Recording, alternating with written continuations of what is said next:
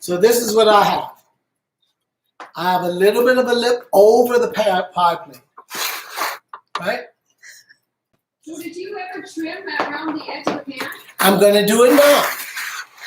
Oh, okay. I have my knife in my hand and check it out. I'm just going to lightly trim it off.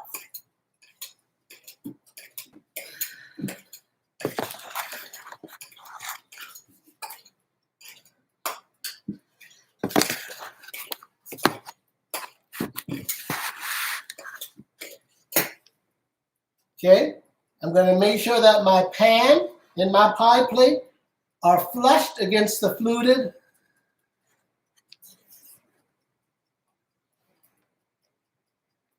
mold by just a little pinch, a loving pinch, all the way around.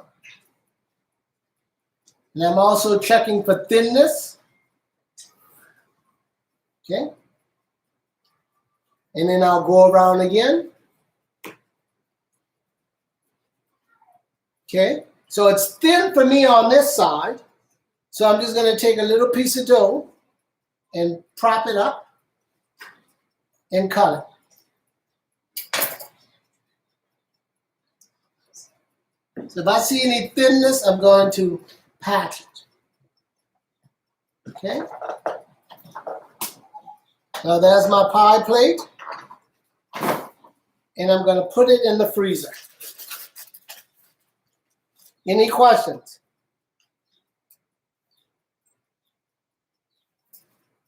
Okay, girls, get what you need, please. Okay, get a popsicle. Okay. And I'm going to put that in the fridge. So it needs to stay in the fridge about 20 minutes, maybe to an hour. We're waiting on our duck. So I'm going to put that down in my freezer downstairs. Gentlemen, have it. Go for it. I'll be right back. I'll go right down in my bed.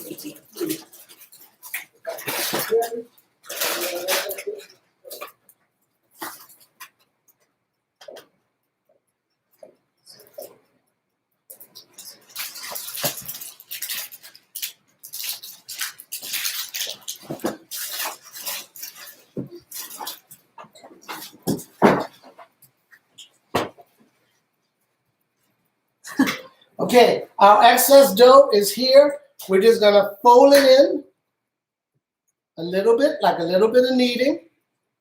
And the same principle. We're going to mash it out. Now you find it's a little bit tougher, right? So we have to let this relax before we use it again.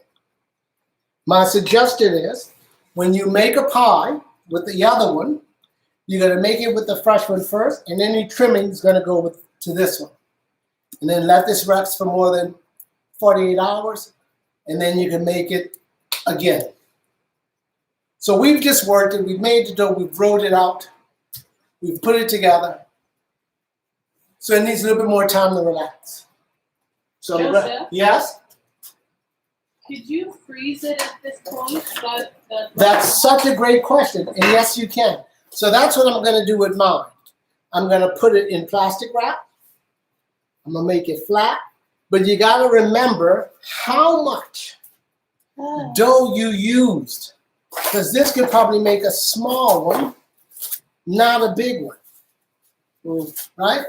So in Wendy's case, if she wants to make another one, she could roll that second half out. Whatever trim comes off that second half could go with this one, unfrozen, mashed together, wrapped, and then frozen with a little tag in a Ziploc bag that says, one shell. Because this is, if I saw this in my fridge, I'm like, will I make one shell? I don't know. Then I roll it out and I'm pissed off because it makes, I'm short by a little bit. So I'm putting that in. And when I make another shell, then I'll add those together. So this recipe should make 3 shells. Wendy, you cool with that? I'm cool. Awesome. So I'm going to put this in the fridge for now.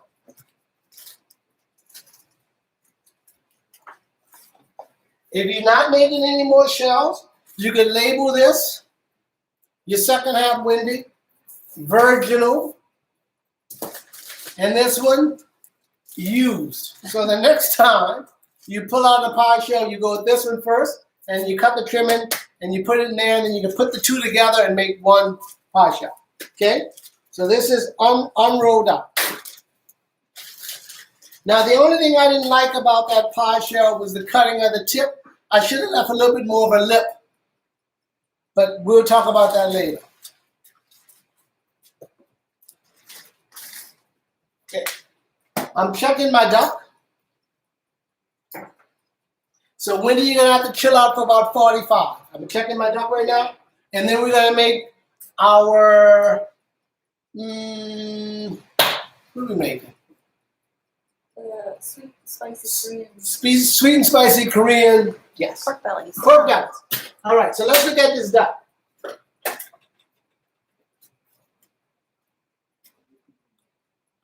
Okay.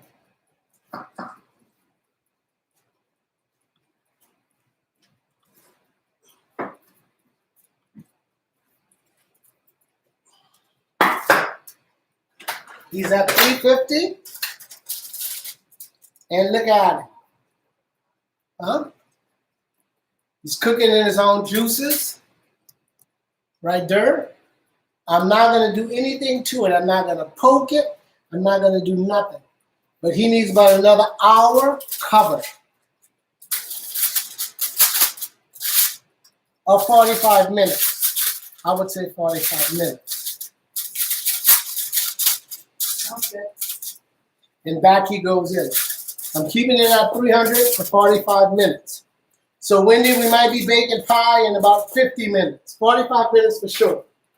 We can turn the oven up to 350. Not now, 45 minutes from now. If I had two ovens, hey, Chanelli, no. If I had a sponsor, I could have me another oven. I could do two things at one time. We do have a sponsor. I'm going to bring it out right now.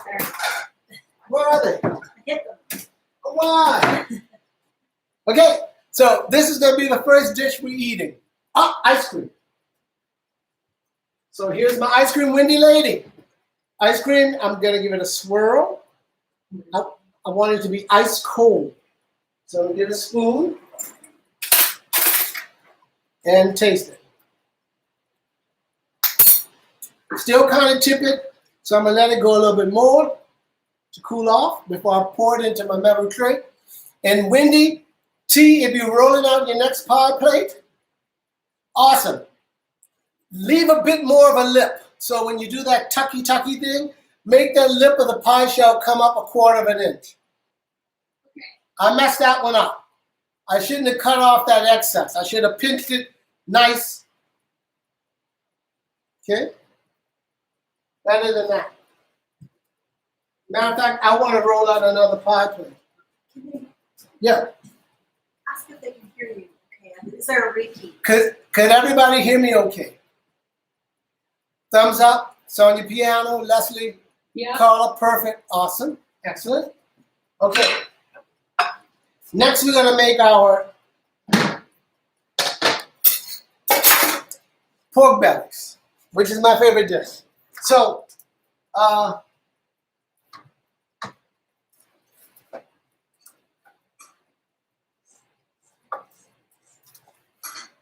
when I first met Patrina, here's my pork bellies right here. I need pork bellies. I need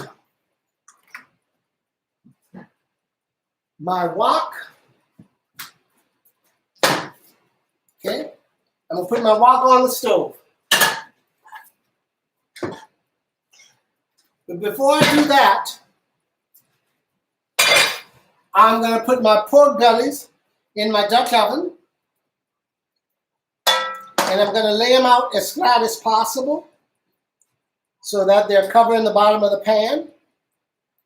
And I'm going to cover them with cold water. I don't know about the water, but the cold water for sure. If you are making pork bellies, they cut into cubes.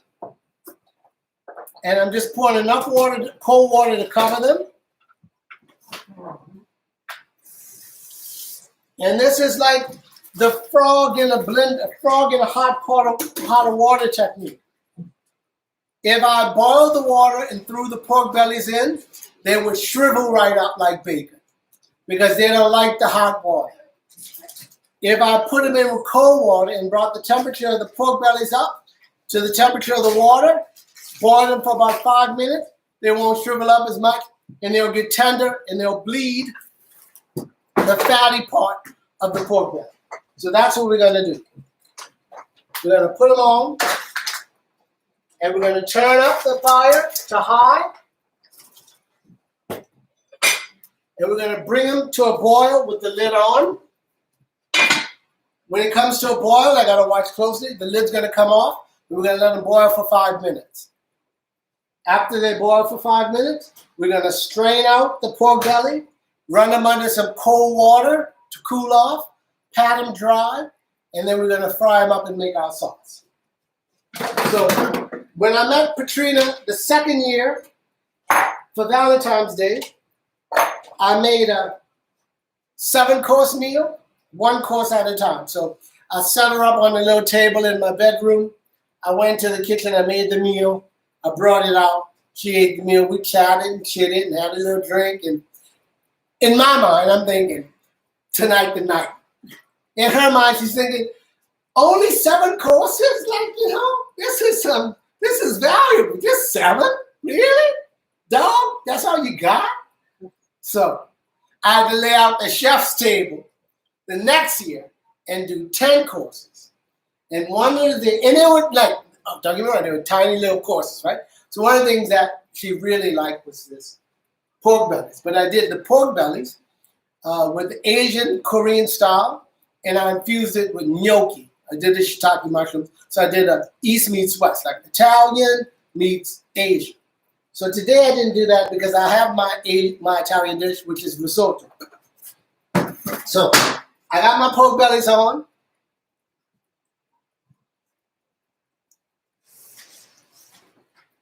And I'm going to get all my stuff for my pork bellies.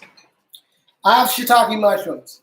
The recipe calls for shiitake and oyster mushrooms, but I couldn't find oyster. So the king of mushroom, my favorite mushroom. I just got them cut. I found the biggest ones. I got them cut in half. Will I use them all? I don't know. But this is the first dish we're going to eat tonight. Okay? Shiitake. I have a couple things. I have mirin, and I want to show you guys. It's a sweet cooking wine. It's very delicious. You should have it in your cupboard if you like making Asian food. I have chicken stock made from a concentrate.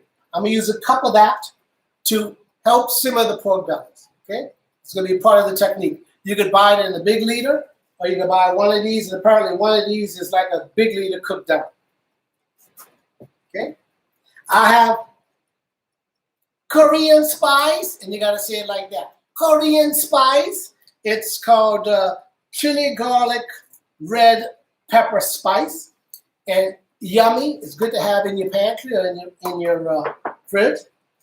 And lastly, and I was hoping my whole old chef Matt McDonald came on. He's living in BC with his wife Courtney. She was supposed to come on. He turned me on to this ketchup mayonnaise. It's a sweet soy sauce, and it was made in Indonesia. And when the Dutch went to Indonesia and kind of colonized it, they brought this back with them. That's why it has this funny name. Ketchup mayonnaise is the Dutch for sweet soy. Gotta have that in your arsenal. So I'm hoping these classes are informative. Right now I'm going to stir my port ice cream. Wendy, stir your port ice cream. We want to get it cold. It's going to go in just a second. I have also black pepper.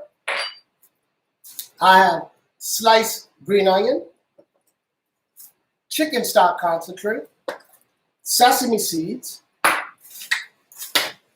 garlic and ginger, dirty, dirty, dirty Thai chilies, red and green, because you know how I like to mix and mingle. That's chopped up. And I also have more for garnish.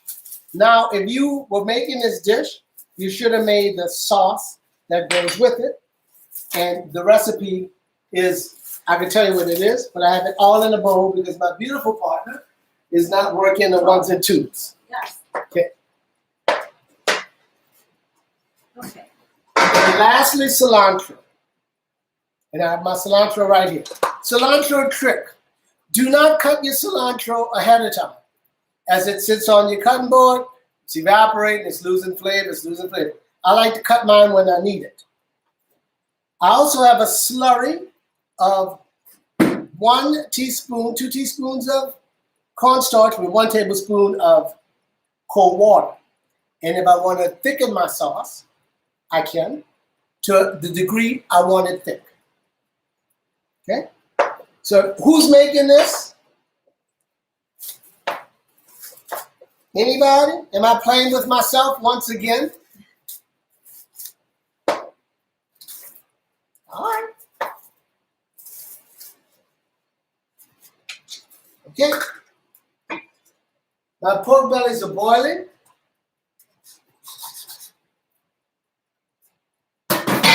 5 minutes. I'm going to let them boil. And what that does is it breaks down the fat, because pork bellies is like, there's the bacon here, and then there's the bellies underneath. So it's like ununiform bacon kind of. But because the pork stomach drag on the ground, you get all that good flavor up in it. That's the black scientific version. Okay? While that's boiling, you should have gotten in a bowl your sauce, if you're doing this. Honey, 1 tablespoon of honey, 2 tablespoons of the spicy Korean spice, soy sauce. Okay, I'm gonna go through it. 1 teaspoon of ginger, 1 teaspoon of garlic, 1/4 cup of soy sauce, 2 tablespoons of oyster sauce. If you have a shell allergy, please don't use that. 3 tablespoons of sweet marron, 1 tablespoon of sesame oil. This is gonna be the thick juiciness that brings it together. I'm gonna add cornstarch, I'm gonna add chicken stock for more flavor, because I like to consider myself a flavor diva. Whenever I get flavor in, I'm getting flavor in. I'm gonna thicken it with my cornstarch. I'm gonna garnish it when it's done with green onions, sliced chilies, and freshly chopped cilantro and cracked black pepper, along with roasted sesame seeds. Okay? I have my shiitake mushrooms, I have my wok. So in about 2 more minutes, I'm gonna strain my pork bellies, and I'm gonna run them under some cold water to stop the cooking. But while I'm doing that, because I'm a good chef, I'm gonna bounce around. I'm gonna take that, Wendy, here we go with the ice cream. I'm gonna take that frozen dish out of the freezer, and I'm gonna pour my ice cream in it. But before I do that, because of the water on the bottom, I'm gonna dry the bowl. Because then you get ice crystals of water in the ice cream. Small technique, right? Small technique. And you wonder why it's icy. So I'm drying the bowl, I'm pouring my poured ice cream into my frozen pan, and I'm gonna put my frozen pan in the freezer. And in 20 minutes, I'm gonna check it out. It should start to freeze a bit after 20, and I'm gonna shake it up by whisking.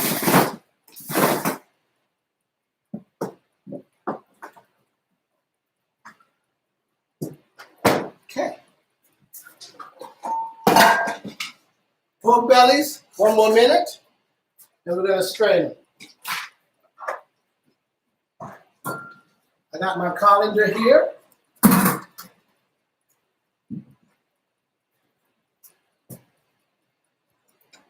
And here we go.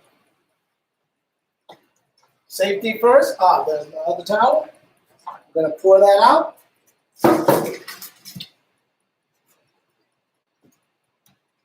I'm gonna run some cool water over them. And I'm gonna show you what they look like when they're nice and cool. And this dish should take about 15 minutes.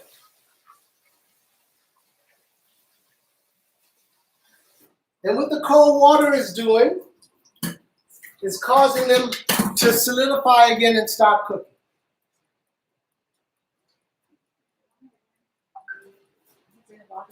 We have audio? Okay, so here's my pork bellies. Right here. In chunks. Kind of tender, kind of chewy. But tasting good.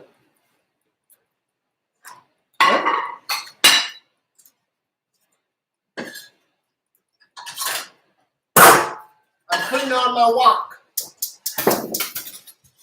I'm putting on my wok medium high. And the first thing I'm going to do is saute my shiitake mushrooms. But if I could teach one thing tonight, please allow your pan to get hot, especially a wok. It's kind of shimmery hot. When we put the oil in, you see it kind of glaze up. After we eat this, we'll take a little break to clean up. So if you're making the shiitake mushrooms, the process is sauteing your mushrooms. First, cooking your pork bellies, cooling them off, sauteing your mushrooms in oil. Add your garlic, your ginger, your chili flakes. And once those are done, are tender, we're going to take them out. We're going to add our pork bellies to the same. Okay, we're going to add our pork bellies to the same oil, saute those up, fry them like bacon. Then we're going to add to that our chicken stock, let that evaporate and simmer so that the pork bellies start to tenderize. Once all the liquid is out, we're going to add our mushrooms back to it with our sauce, let that cook and coat, thicken it with cornstarch, add our garnish of green onions, chilies, black pepper, and chopped cilantro. Pour it in a beautiful little Asian dish and eat. Okay, y'all down with me? The picture I have on my Facebook is what I was graduating from grade 8. It's really cute. Or YouTube, you see it. I had hair. I'm resembling Michael Jackson a bit before the nose job. Okay, so I'm letting my pan get hot, and I'll be ready to execute.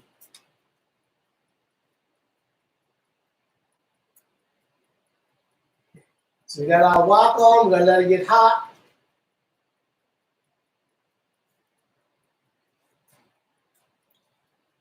Sorry, we're going to do the pork bellies first, and then that residual oil from the pork bellies, we're going to cook the shiitake mushrooms in.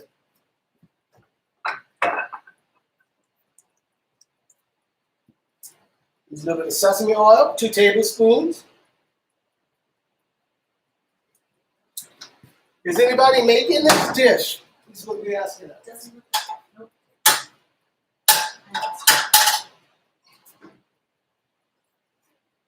Okay.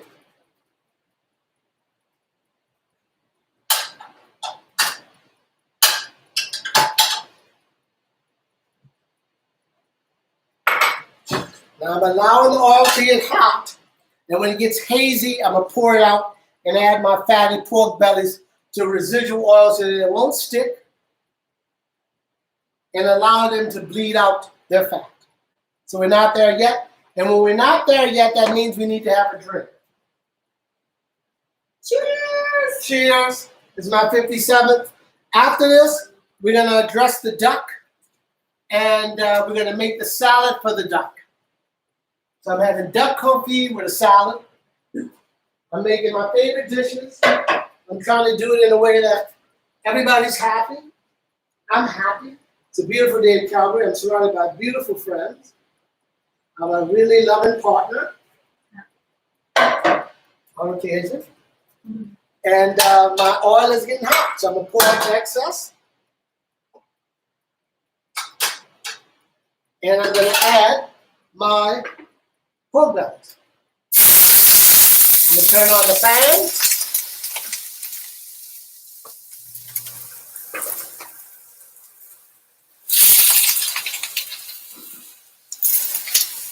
And I'm just going to let them brown. You can do this at home. Don't be intimidated. You go to the butcher, you say, this is a pound of pork belly. They're gonna sell you 2 strips. You're gonna do what I did. We're just gonna let them sit there and brown nicely.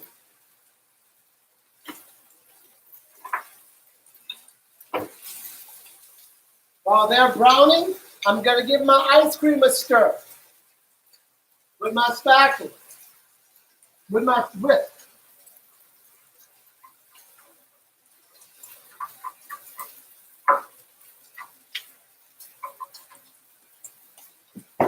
And back it goes.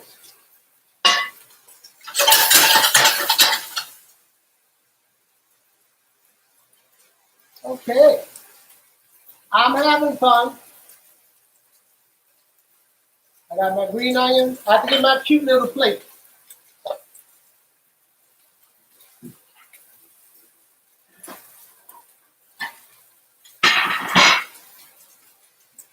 I gotta set it up all Asian style with some chopsticks.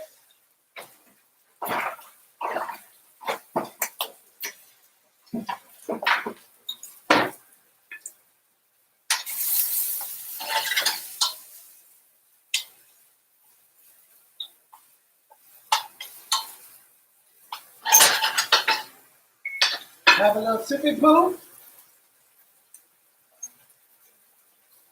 We're gonna cook those pork bellies for about 6 minutes till they're crispy.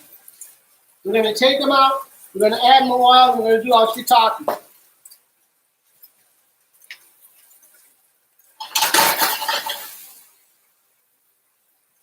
So anyway, I make this 7-course meal for Katrina, and it's Valentine's Day. And with every meal, I had a little card she had to open up and kind of ask her a question about herself because we're new in this relationship. It was very romantic. And I realized there, not only did I like the dish, but I also liked the dish in front of me. And I decided at that time that this would be the dish that I would choose. I'm so happy I did. I'm saying that now because she's working the computer and stuff. Okay?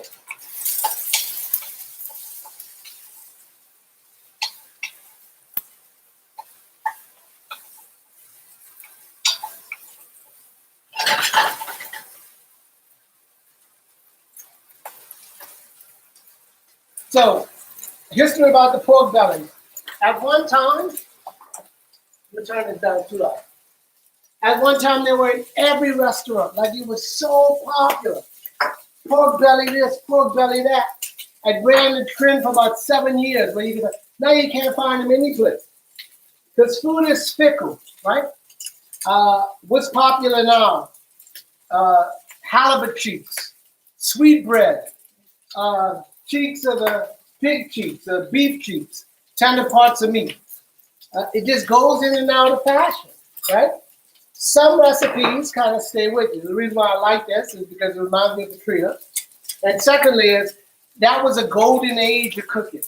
I remember going to New Orleans for our oil and gas convention, and we went to this restaurant, Willow it was called, and we took our clients there, and everybody ordered the pork belly. Like, one person ordered it, and they saw it, like, I want that, I want that, I want that. 8 or 9 orders of pork belly. So mine is getting crispy and brown. It's also bleeding some of its fat. It's basically bacon on steroids. And I'm making sure that the fatty side is upright in my pan. So anytime I can find a piece of fat, I have that against the pan. So I can get as much fat off of these things as possible. Okay? We're about 4 minutes away from eating our first dish, kind of. So the mushrooms are going to go next, and I think you have to weigh. I have 2 little packs of mushrooms here. I'm not going to use them all. I'm going to use half because the star of the show is the spicy Korean sauce, the pork bellies, and the hot chilies. So that's what I'm going to emphasize.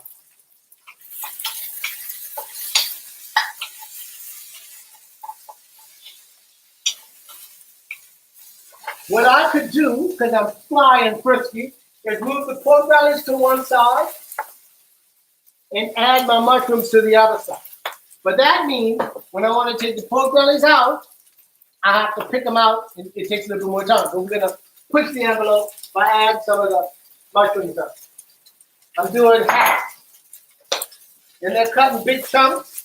And if you look at the oven can, which is here, you see those bad boys all intermingling, getting all frisky. They're getting all handsy with each other. I see you, Nolan. I know you taught me how to be handsy. Getting all handsy with each other in the back. Hey, back off. You're welcome, Sonali. Okay? So on one side I got my shiitake. On the other side I got my pork belly. Now eventually the pork bellies are going to come out.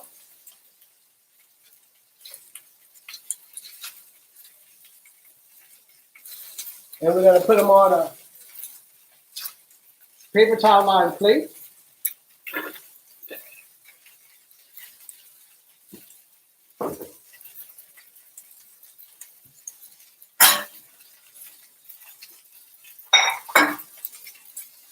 I'm going to give them a good stir, 3 more minutes. And then those my shiitakes, they didn't make groove on.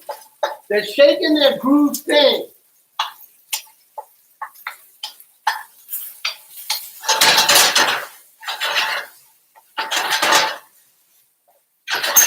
So when I look at the ratio of mushrooms to pork bellies, the ratio is right. But I have these many mushrooms left. I can put them in, but then I throw the ratio off. And what I want is 1 piece of pork belly for 1 1/4 piece of mushroom. I know that sounds crazy, but chef, cook, fine line. I can put these in, and then the shiitakes will take over. We all know the star of the show is the Korean spice, the chili peppers, the cilantro, and the pork belly. That's the star. So I'm going to restrain myself, which everyone knows is very hard for me to do, and put these mushrooms away. Because I want to put them in there because I got them. I'm going to throw my ratio off. And you see what I'm talking about. Okay? So saute, saute.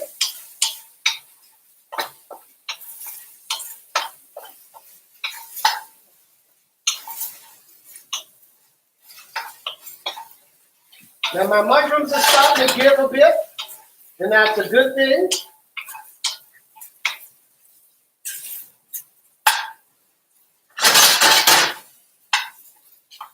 So we need a couple more minutes there.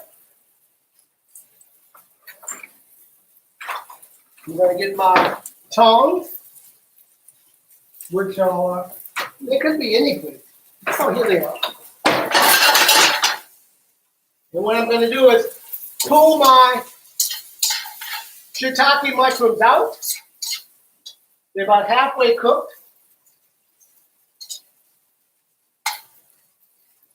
And I'm pulling them out halfway because I want to braise the pork bellies with a little bit of liquid, my chicken stock. Not only am I frying them up crispy, but I'm going to soften them up with some liquid. Like so. I'm going to turn my pan down. Make sure all my shiitake mushrooms are out. Then I'm going to add my chicken stock to my liquid, to my pork belly.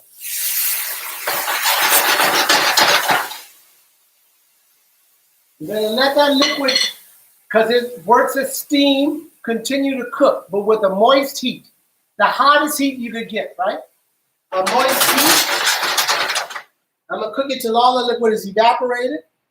And then I'm going to put all my spices in together.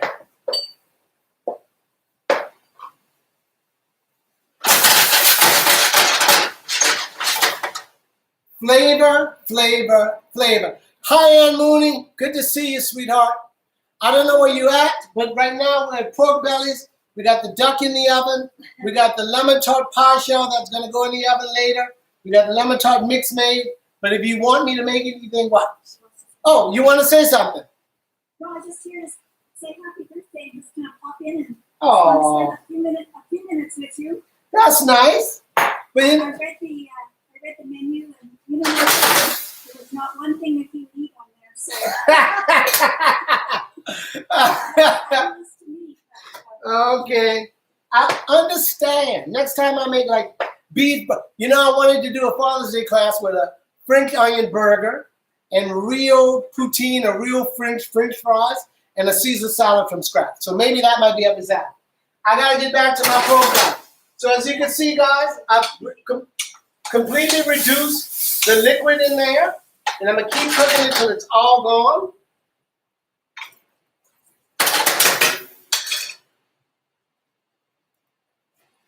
And that's when I'm gonna take my pork bellies out when all the liquid is gone, and put my dish together. Okay. We're gonna throw the shiitakes back in. We're gonna add all our spices, our ginger, our garlic, our chili, Thai chilies, and then our funky Korean sauce, which has sugar, honey, mirin. But I gotta keep cooking it till all the liquid is evaporated from the pork belly.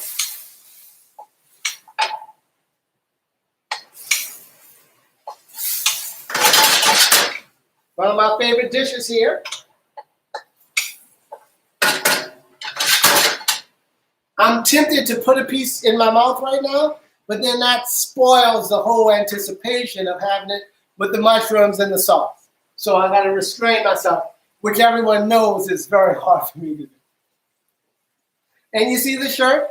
I'm thinking, like if I was a female, maybe, I don't know if this is the mini skirt of a 57-year-old. Like, I don't know many times I can say like I'm kind of hot before they're like, dude, you need to retire that shirt. You know, you're too old for that shit, man. Okay, so my pork bellies, as you can hear from the flame, I've turned it up. The chicken stock is almost reduced. And this is when I take them out and I put them in a little bowl over here. Because Katrina's gonna get some. I told the Katrina story already about how we met and how I made it out for Valentine's Day. She just loved it. So off they come. Oil in the pan. Shiitakes back in. Ginger and garlic.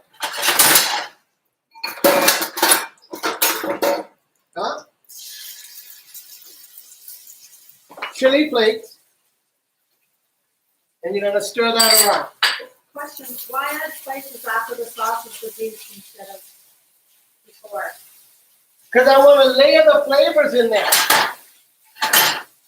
If I was to put the ginger and garlic in with the pork bellies, it takes so long to cook the pork bellies, all my garlic and ginger will be gone.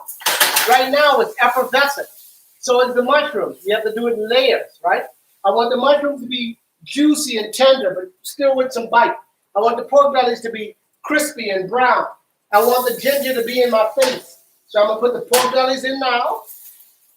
With that, I'm gonna turn my oven down and I'm gonna hit it with my sauce.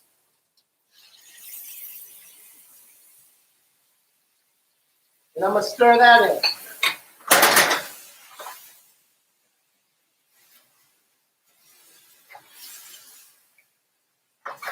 If y'all can smell it, I know you can see it. See how it looks? It looked like I just came back from Korea, right? I got it on medium high, medium. I'm gonna let that thicken a bit. I'm gonna chop my cilantro.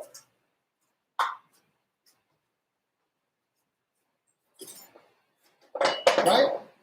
As it reduces a bit, I'm gonna chop my cilantro. Not fine, just enough.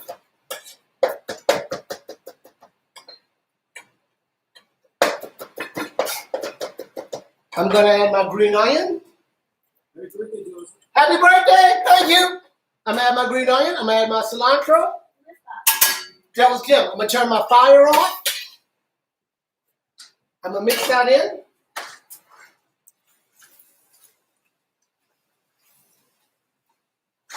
And I'm not even adding cornstarch because it thickened up all on its own.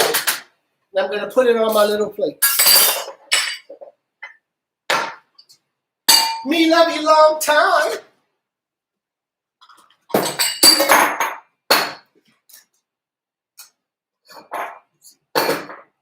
Ooh, that's good. That's what she said. Sorry. The first time I made this for. It's true. Now imagine this with gnocchi in it.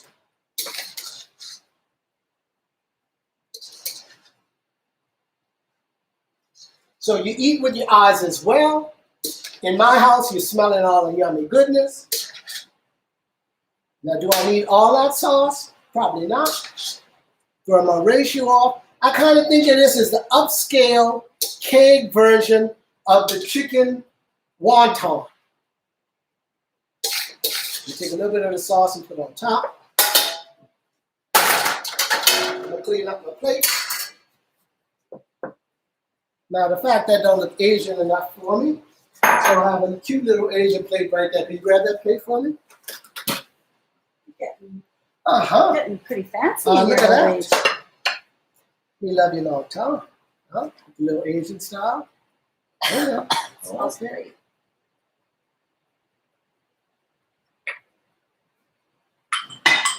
Now to top it off, I'm going to put some sesame seed.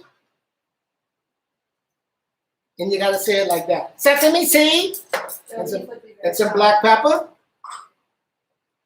And if you like, you can add your sliced red chilies. Looks amazing. Okay. Doesn't it? So I was telling her I made Valentine's Day. I made that for Patrina.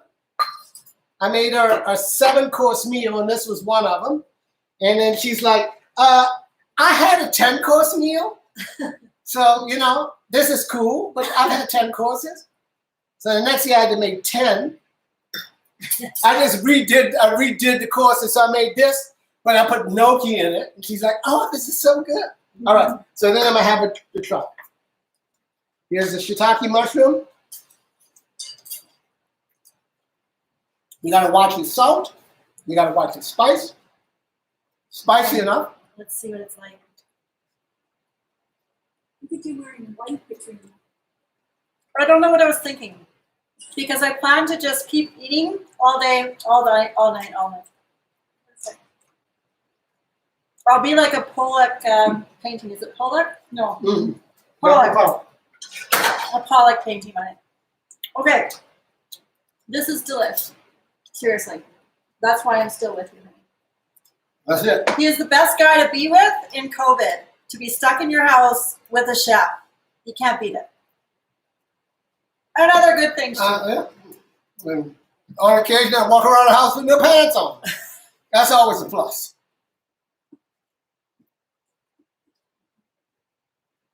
Equally as rewarding.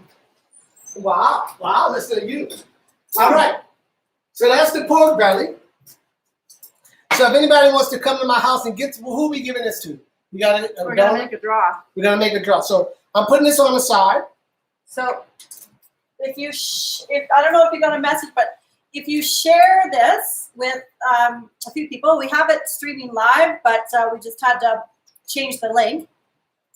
But if you share this with a few people and tag a few people, you can nominate someone to have some of this food delivered tonight. So if you tag somebody, you'll be put in our little draw, and we will drive it to their house. So tag some people, and we'll get in our car and drive it probably around 8 o'clock. Okay, so I'm going to put this on the side. That's the pork bellies. Got to go to a butcher to get them. I'm a critique, a little bit either too small of a plate, a little bit too much sauce. I could have cooked the pork bellies a little bit longer, maybe another quarter cup of chicken stock. They have a little bit of a chew to them, but they're delicious. Wanted a little bit more tender. I'm anal like that. I can't just say, oh, it's good, but it is him. Putting that on the side. Okay, duck confit. I'm gonna pull it out the oven now. One of my favorite dishes, Nolan, is duck confit. I really like it. Sonia Piano. So, I'm going to turn my oven up to 350. And I'm saying that for Wendy because we're going to bake our pie shell. So Wendy, turn your oven on. Okay.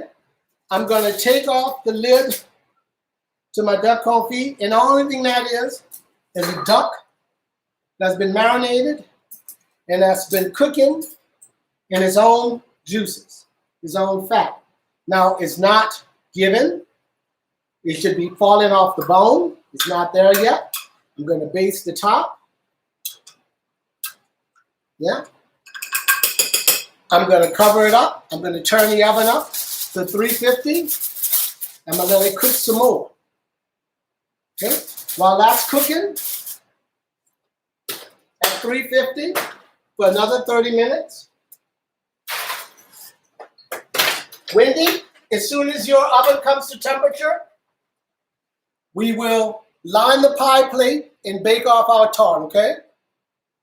Okay, so turn the oven up to 350. We're going to blind bake it.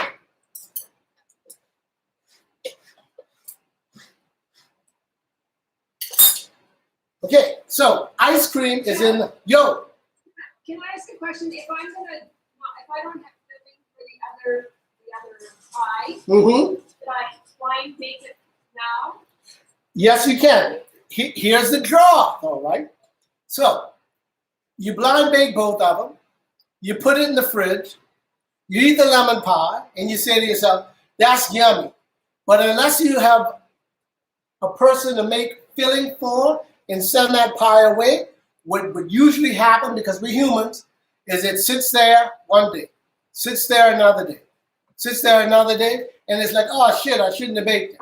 So my challenge to you is, if you are going to do that and freeze it, what's the point?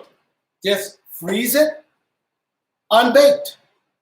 If you're going to bake it and send it to someone today or tomorrow, and you know you're going to do that, absolutely. Because what happens is you put it in the fridge, you can't leave it out, and you get the mayonnaise jar knocks it, and the piece of the crust breaks. Somebody put the ketchup bottle inside because there's no room, or the yogurt. You know what's going to happen. There's always some shit happening in my fridge. I got leftover pizza, on top of the duck. I'm like, who put that? So, unless you're making it for some... I also suggested that in that situation, you could just make a second pie and crush it.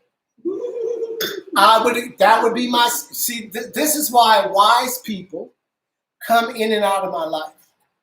You can make a second pie while the first one's in. As you have the filling, you know how to make it.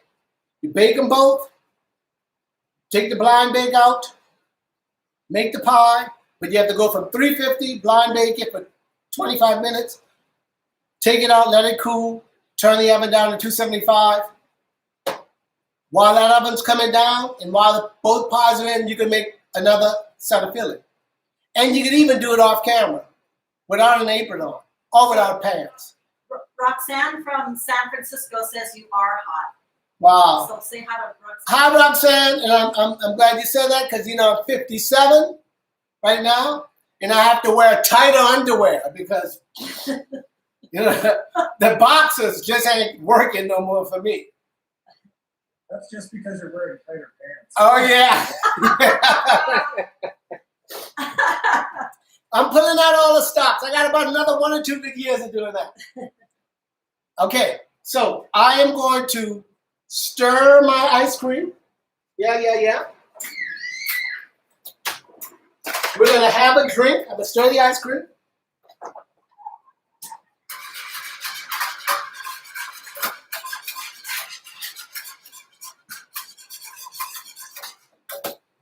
And right now I got nothing. It's just cold. Say hi to my cousin Jill in Ontario. Hi, Jill in Ontario. Good to see you. I'm going to grab my pie. I'm going to grab my chickpeas in my aluminum foil. Now that's 2 hours on my duck. So that's what we're going to eat next. So I'm going to set my timer for 25 minutes. Wendy, this is for you too. I'm going to go downstairs and get my frozen pie shell.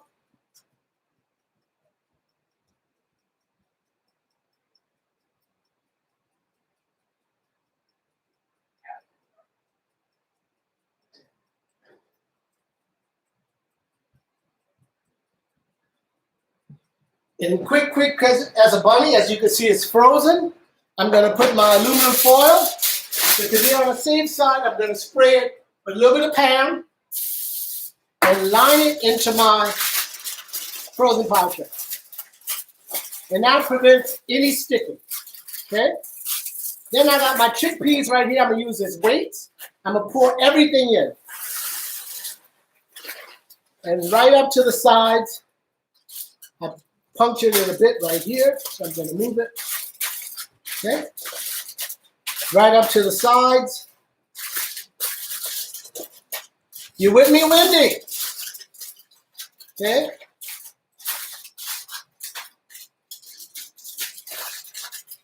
Usually on time, by the way. Good. Okay? So I'm going to make sure my pie shell is covered. Right? And I have it right at the angle where the sides meet the bottom. I'm making sure I'm building that because we want to get as much custard as we can in this bad boy. And I'm tearing off a little bit of the aluminum foil so I could see as it bakes. You with me there, Wendy? You're going to see it as it bakes. Okay? And that's what you should have. A nice square all the way around with a little tail over the lip of the pie plate. Everything's filled with the chickpeas or beans. Don't skim it. The way to keep it down. I'm going in the oven, Wendy, my dear, and I'm gonna wait for you, actually. You're doing both of them or one? One. Listen to you. Okay, perfect. You ready? Can't hear you. I need 20 more degrees, but you can put it in. I'll put mine in and time it accordingly. I want to wait for you. Let's put it in. Let's put it in together. Aria. Okay? 20 more degrees. All right. While we doing waiting for 20 more degrees, I'm going to make my salad for my duck. I don't think I could wait. I'm premature like that. I'm going in now with it. Sorry. I got to leave you behind. Okay. 25 minutes on the timer. Okay. All right. Salad.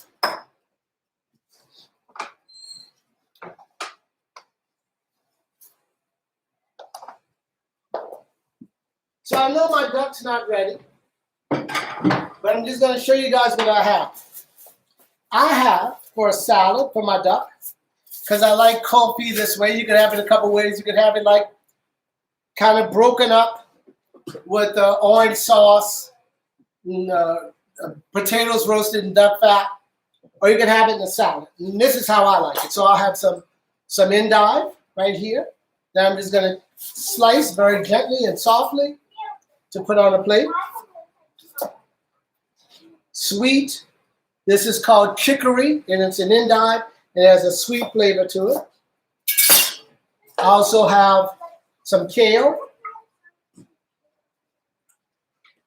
and some red leaf lettuce and some spinach. And I'm just going to build that up. Outside, I got something freaky for you. Give me a sec.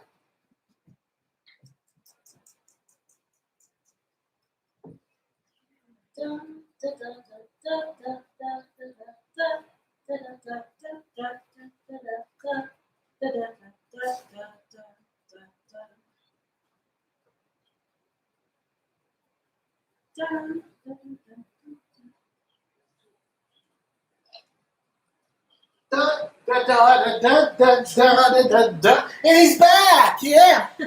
Mountain spinach. This is all the rage, and it's in my garden. I don't know what it tastes like. I decided to plant it this year. It's called mountain spinach, high in niacin and potassium and blah blah blah blah blah. It's this green, purpley, feathery, velvety kind of spinach. So I'm cutting that in. And I'm going to toss that in like that. So when we're ready, and when our duck is ready, we'll have the salad. But since I have the salad, I need the dressing. So that's what I'm going to make now. I'm going to put this back in the fridge. The duck needs another 40 minutes. Put that back in the fridge. I'm going to make a dirty dressing. Ask for a thumbs up. Thumbs up if anybody's making the duck. No. Thumbs up if you want to know how to make an orange vinaigrette. Yay! Because it's real easy. Yes. Yes. Vinaigrette. Vinaigrette. Vinaigrette. When do we want? Vinaigrette. When do we want it? Now. What do we want? Vinaigrette. When do we want it? Now. Okay. So. We're like children. We are like children. Okay, so here we go. I'm just going to take my hand wand. And I'm going to have to do a cleanup after this. And in here, I have balsamic vinegar, cherry wine vinegar, red wine vinegar, 1 tablespoon of each, Dijon mustard, garlic, 1 orange zested, 1 orange juiced, teaspoon of orange concentrate, salt and pepper, and a shallot. So I'm going to blend that up. Andy like says, happy birthday. Who? Andy. Thank you, Andy. Thank you, my brother. Looking forward to playing some guitar with you. Wendy, what's up? You in the oven yet? Perfect. Okay, so I'm just blending this up. Right? Awesome, thank you. All right, so I'm blending up my orange concentrate, shallot, but I need 2 more items. Okay, I have this blended, and what I'm doing is I'm crushing the shallot and the orange zest and any pulp from the orange juice. I'm going to add to it olive oil and walnut oil that I put together. 1/3 cup olive oil with 2 tablespoons walnut oil. And you find that in French cuisine. They like to use walnut oil, very distinguishable in their vinaigrette from other people. I also have salt and pepper. So I'm going to let it emulsify a bit. That means blend it, allow air to get in, and I'm going to pour my oil in a little bit at a time in a steady stream.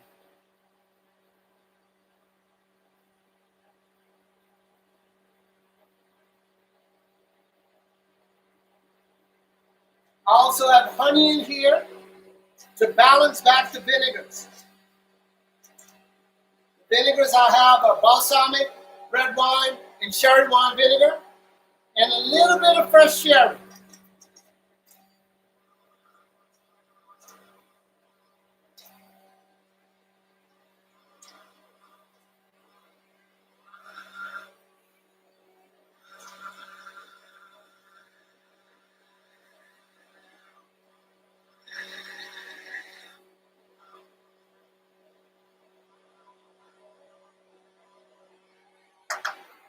Okay, so I have it emulsified. I'm going to add my pepper and salt, that much. And I'm going to stop there and put it in the fridge. But first I'm going to taste it, see if it needs more oil. And it's a light vinaigrette. That's why they call it a vinaigrette. I'm going to stir it. And what we're going to do is just refrigerate it and just drizzle it on those leafy things. I can taste the olive oil, walnut oil, salt, a little bit more pepper. I can taste the orange, not vinegary enough for me. So I'm going to add 1 more teaspoon or a little shot of either lemon juice, no, orange juice, or balsamic vinegar. I'm going to add balsamic vinegar.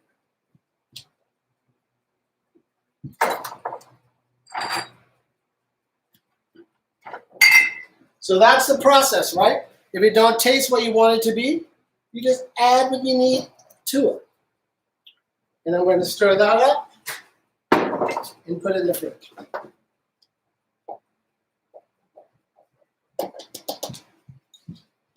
That's done. All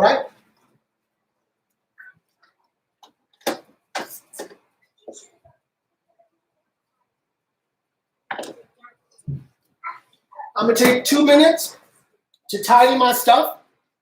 Everybody have a drink. And we're gonna make the risotto next.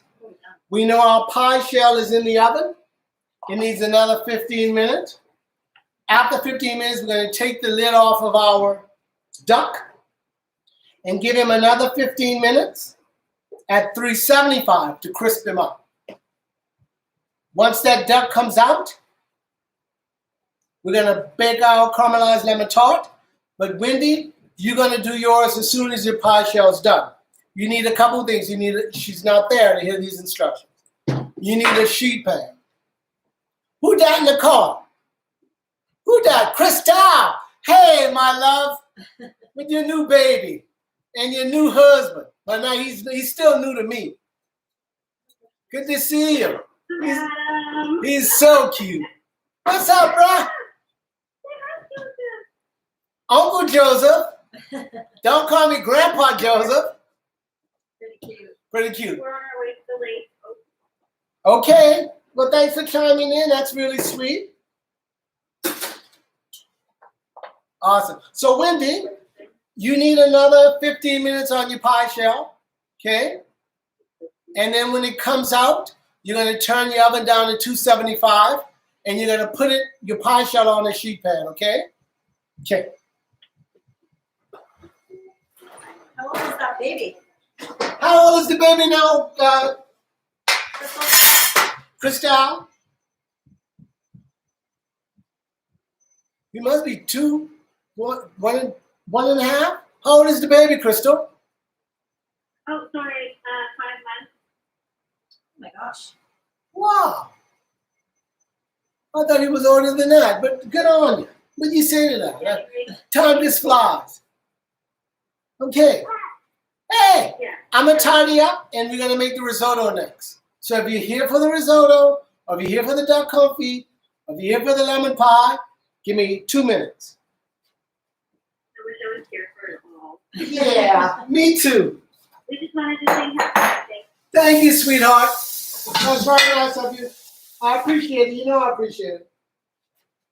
Well, I appreciate you and your second. Now you go. I miss it. I miss it. Talk about it. I lost it. Oh. So tell the crowd that you guys Okay, used to be so- roommates. Crystal used to be my roommate. About if it wasn't for her, I would have lost my mind. I was A long time ago. a long time ago. I was recently divorced, and I rented out front of my place, and there's people that came through. But when she came through, she brought a certain calmness and an energy that was good for me. And I also think, not to blow my own horn, but good for her as well. And she was my sounding board that I'd come home to, because I was so distraught by my marriage internally. I was dating all night. Oh, that's all I talked about.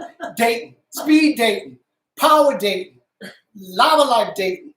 That I was consumed by dating. And she's like, dude, stop that. You just gotta you gotta be where you're doing your thing, and you find that person doing their thing while you're doing your thing. Took me about a year and a half, if not longer, to get that message. But she was instrumental to keep him. And I'd go on these, I'd come home all full of glee because I scored, and she's like, yeah, that's nice. But does that really make you happy? Is that what's hitting you right here? So she's really good for me. Yeah, she's really good for me. And I appreciate it, and I appreciate you. Yeah, I appreciate you. I appreciate you. Birthday. Oh my gosh, I want this menu so bad. Well, you know where I'm at. Okay, no problem. Thank you for stopping by. I couldn't ask for more. I appreciate you, baby.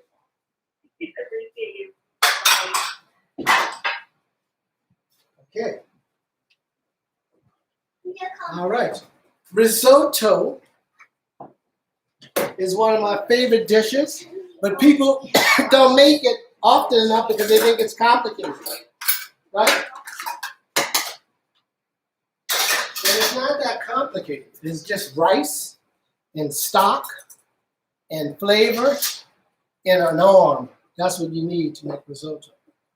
Hey, Joey, Yo, we're gonna duck out too, but I want to wish you a happy birthday. thank you so much. I appreciate you staying for the hubbub and the shenanigans. I can't believe you couldn't convince me that you were as old as you were. You know I got that Benjamin Buttons. You come back next year, I'll be wearing a diaper.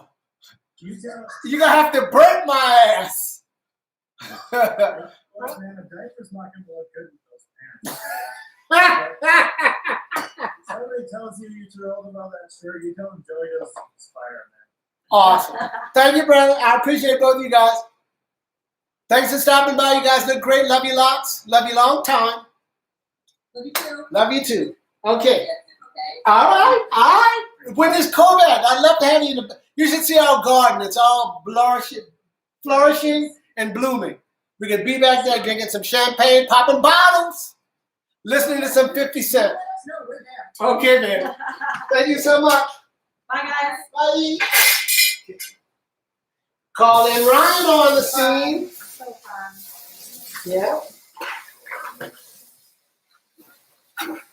Okay, dokie, I'm almost there, guys.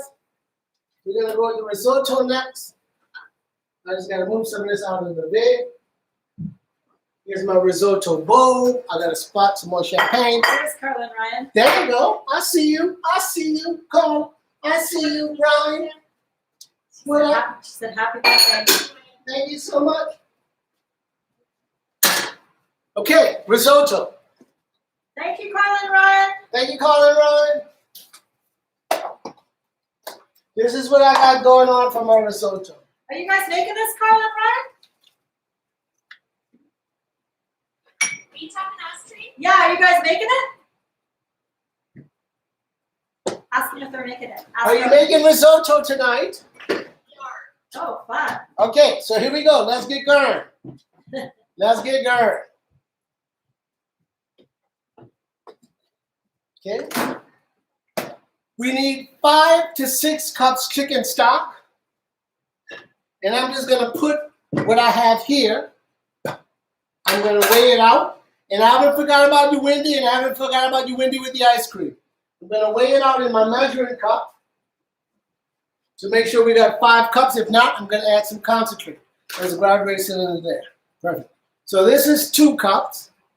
Now what I did, because I'm dirty like that, I bought the chicken stock liquid. This is 3 cups. I'm putting in there. And another half cup. So I need 5 cups in total. So I'm gonna go down to the basement. I'm gonna get another liter of chicken stock. So I usually have chicken bones in the fridge. I roast them. I throw them in the stock. I let it boil. I make a homemade stock. We missing a cup. So we need 5 cups chicken stock. 5 cups. That's 3. 3. That's 4.5. And I'm just going to run downstairs. Give me a second. That's the first thing we need. Your chicken stock. Get your chicken stock.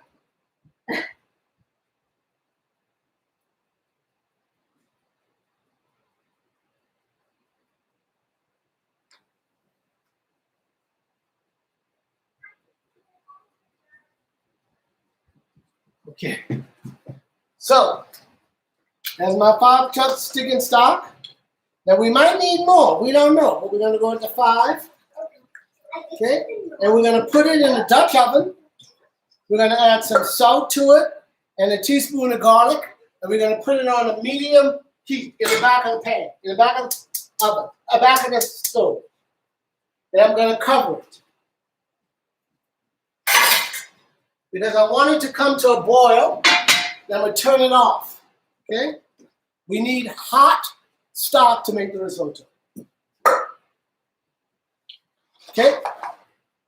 I'm gonna stop right here and I'm gonna check, me and Wendy are gonna check our pie plate. So Wendy, open your oven and see how your pie is doing. I think Jerry's taking over. Okay? Jerry, open your oven. Mine is still kind of pasty white. It looks like Patrina in the winter.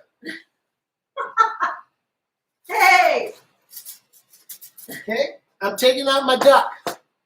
My pie plate's good. I'm just gonna move my pie 90 degrees to the other side of the oven so it's cooking evenly. My duck people, which I know don't exist, take off the aluminum foil on your duck. And you see that duck, he just cooking in all his natural fatty juices. He's getting tender. That duck neck. I can't wait to see Patrina suck on this duck neck.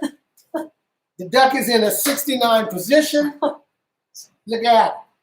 He's tender. Look at that. Right? He needs another 15 minutes. Okay. I'm going to put him back in. We want it to cook nice, long, and low.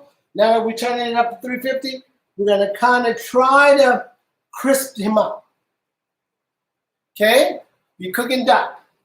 We're going back in. I'm D to D, down the duck. Y'all know I'm D to D. Okay, duck's in. Jerry or Wendy, I'm going to give our pie shell another 15 minutes because mine is pasty white. What you could do is open your door, look at it, lift the aluminum foil up just a bit, and if the rim is still like looking uncooked, you probably got to cook it more. The beautiful thing is it didn't shrink. It should be right at the lip of the pie plate. Okay?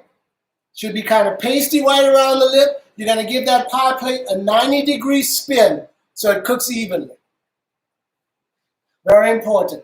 Or you can move it from one side of the oven to the next. Okay? Cool, cool. Okay, I got my stock on. I want Jerry and Wendy to give me the thumbs up. Okay, so I'm going to spit at you for a bit. Yep. Chef Joey, happy birthday. I haven't been in this session yet. But, Thank you so much for saying that, my brother. I appreciate those well wishes. Wendy, you're going to get a sheet pan. Remember, when this comes out, we're going to put it on a sheet pan, let it cool, put the sheet pan in the oven, turn the oven down. I'm talking 20 minutes from now. And then pour our mix in. Do not think you could travel from your countertop to your oven with that juicy liquid lemon mix. It's going to be a cluster. Right? Okay. I have my saucepan ready to go for my risotto. I'm going to put that on the stove, but I'm not going to turn it on. I'm going to grab all my ingredients.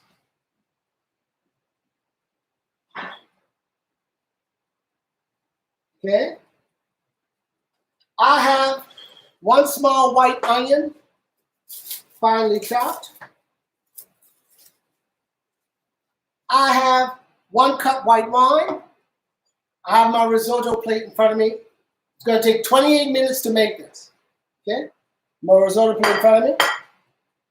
I have salt, half teaspoon of salt, 1 teaspoon of garlic, 1.5 teaspoons of pureed garlic.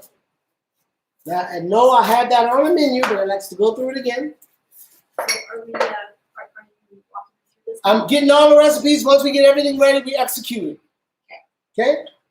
I have 2 tablespoons of olive oil, 2 tablespoons of butter in separate containers. So tell Ryan we'll give you the measurements as we We're go. going to give you the measurements as we go, Rye.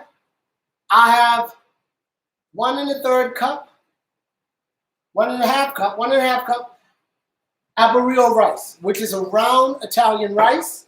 You can't make risotto without it. Risotto means round. Okay? So those are the ingredients. I have some tomatoes, 2 cups of the mini tomatoes, in which I'm going to cut right now in half, because they're going into the risotto. So how much of that is it? 2 cups Cut 2 cups. of mini tomatoes. But they're about 2 cups. Oh. Okay? I'm just cutting them in half lengthwise. We're going to saute those bad boys. And I'm using the dullest knife I have in the house. Ask Jerry if they're making risotto. Jerry, are you making a risotto? Anybody making a risotto? They are. Perfect. All right. Good. I'm glad. Okay. Good. So we need 28 minutes for risotto. We're gonna cut your tomatoes and check out this color palette. I got some red. You know how I like to intermingle. You know that segregation does not work for me. I have these tomatoes are interracially dated. Yellows, orange, red, plums, all different colors, all different shapes. About 2 cups of tomatoes. 5 to 6 cups of good quality chicken stock. We might need 5, we might need 6. It depends on the rice. If the rice has been sitting in your cupboard or on the shelf for a long time, it's drier than usual, it might require more liquid. Okay? I got my 2 cups of tomatoes. I got my pinch of sugar. So let us know when you've cut tomatoes. Yeah, let us know when you cut the tomatoes. Give us a thumbs up. So they can't hear me, right? I don't know. Okay, so when you cut your tomatoes, your table should look like this. I have my cut tomatoes, 2 cups. Here's some measurements. 1 cup white wine. The bowl you're gonna serve your risotto in. Huh? And you could do it lover style, where you put the 2 spoons lady in the tray. Now me and Katrina do this all the time, but it's hard to decide which one of us is the lady and which one of us is the tray.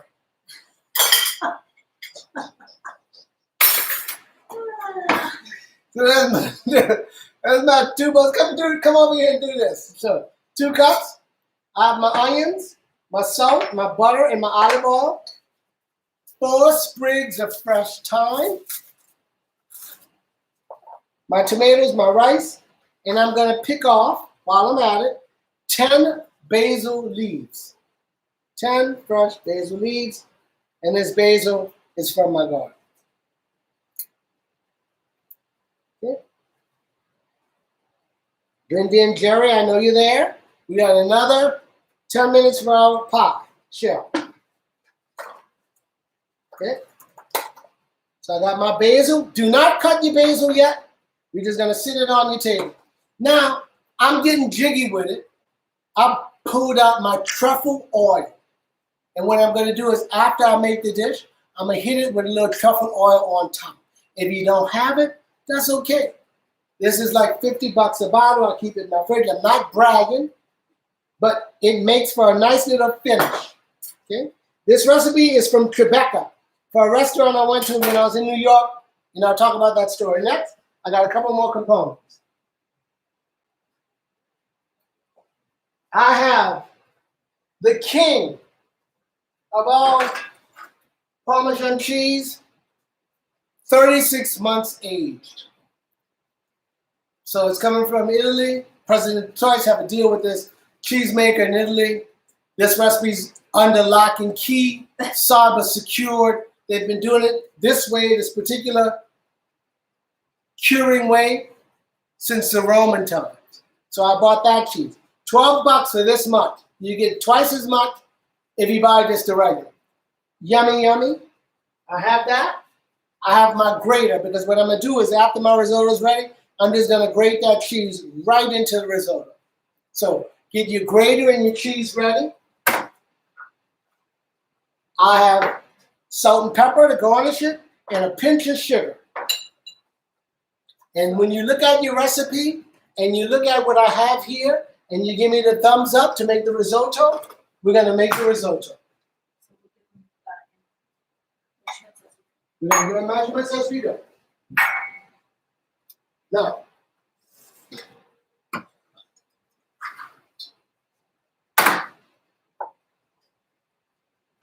I'm gonna stir my ice cream, so you ice cream makers that believe that I can make ice cream without an ice cream maker, takes longer than I thought. But I'm gonna stir it again. Oh shit, here we go. Oh, we got some action. Oh yeah. Oh yeah.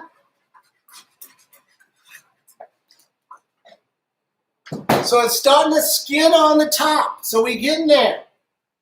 Okay. We got 6 minutes to pull our tart shell out, Jerry and Wendy. I'm going to have me a drink. And I want the thumbs up. We're ready to make risotto. The thing about risotto is you have to have all your ingredients ready because it's bam, bam, bam, bam, bam, bam, bam, done.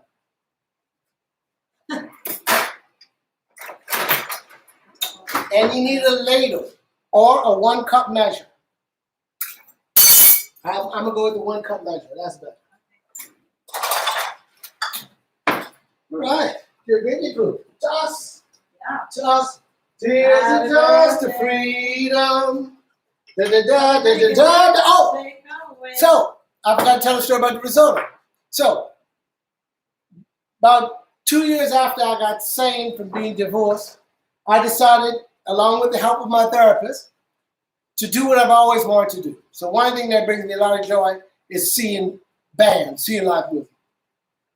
So I got a bonus that year. I had nobody telling me that that was foolish or a waste of money. I went to New York for 10 days.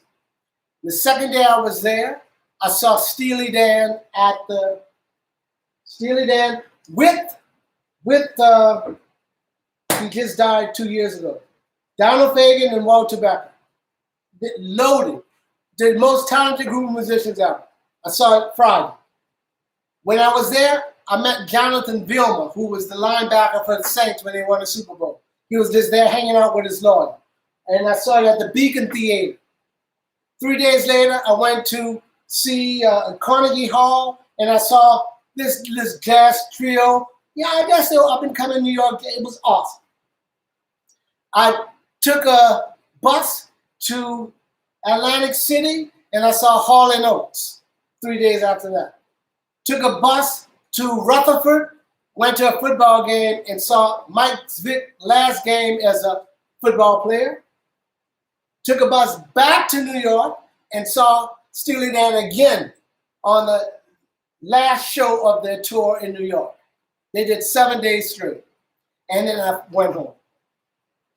Anyway, inside of this, I went to Tribeca, which I didn't know it's like a borough of the city. So it's Manhattan and Harlem and Queens and Staten Island and Tribeca and Soho and I don't know how many boroughs they got. So when I went to Tribeca, I had this risotto. And what was nice about this risotto is it was the simplest thing. Tomatoes, basil, rice, just simple. Right? But you can F it up. It's so simple. And I'm hoping to show you guys how to make it, taking your patience and some love and some simplicity and turning it into something that you say, oh my God. And the shiny gem or the shiny thing at the bottom is cooking your rice enough. Even though it says 5 to 6 cups, it all depends on the rice. If the rice is dry, we need more liquid. We're going to get that right now. So give me a thumbs up if you have all in the ingredients. And I'm going to call on Wendy and Jerry. We're going to pull our pie out right now. Joe says happy birthday. Say hi to Joe. Thank you. Okay. So I'm going to pull it out very carefully because it has a false bottom. And I'm going to put it. Yeah, Chef, Wendy's 2 minutes behind you, so she's not pulling it up. Okay, so she's not ready to pull hers out of the oven yet. Okay. Neither am I. I'm going back in. We'll make our risotto first. Are you out in? Leave it in. She's leaving it Leave it in. Okay. So you're going to have to tag team. You're going to have to tag team. We need another 10 minutes on the pie shell, if not more. So let's put it back in. And let's make our risotto.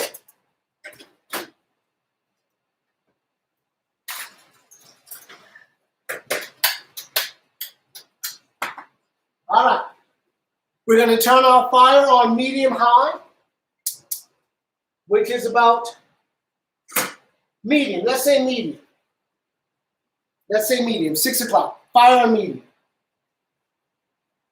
We got our stock in the back, and we're going to take the lid off because it's nice and hot. That one's on high. We're going to turn it down to medium. Your stock should have steam coming off it.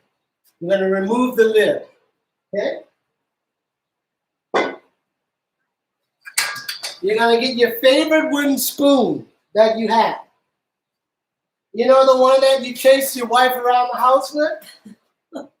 That one. That's my favorite. That wooden spoon. So here's my favorite wooden spoon. It has ventilation. Okay? Good, good. If I could teach you guys one thing, allow your pan to get hot. I say this all the time. Put your hand over your pan. If there's no heat coming up, it's not hot enough. Uh-oh, my phone went dead. Okay. Okay? There you go. So I'm letting that get hot. I got all my components in front of me. I'm gonna have a little sippy sip. I got my chicken stock on. In my chicken stock, I put some garlic for flavor. If you wanted to get jiggy with it, okay, that's the time. I'm gonna get another 10 minutes for the pie shop. If you want to get jiggy with it, you could use tomato juice, canned tomato juice in with the chicken stock. It gives it a off-colored red, a little bit more flavor. I'm just going simplicity. So once my pan is hot, which is getting there, turn the heat up to 7, just above medium. Okay? I'm gonna add in my sauce medium pan that's allowed to get hot, my butter in there.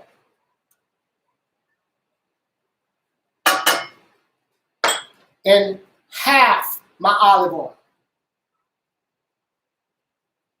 So that's 2 tablespoons of butter and 1 tablespoon of olive oil. I'm just gonna move that around the pan and I'm gonna listen for the sizzle. I don't hear it yet. So I'm gonna turn my fire up just a little bit more to 7 on the clock.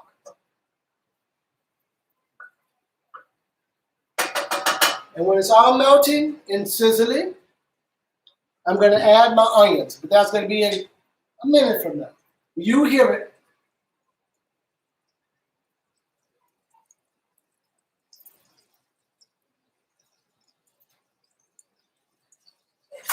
Oh, Lucy said goodbye. She made the tart and the ice cream, but she has to go. So say bye to Lucy. Bye, Lucy. Did you keep stirring? Keep stirring. Okay, so your butter's melting there, Jerry. Awesome. Add your onions to your butter oil mixture. And you're going to chase those onions around the pot. You should have a nice sizzle. And we're going to cook those till they're nice and golden and translucent. If you're losing your sizzle, turn up your heat. And we're going to cook these for a little bit. My sizzle has fallen back. I'm turning my heat up. It's COVID. Okay?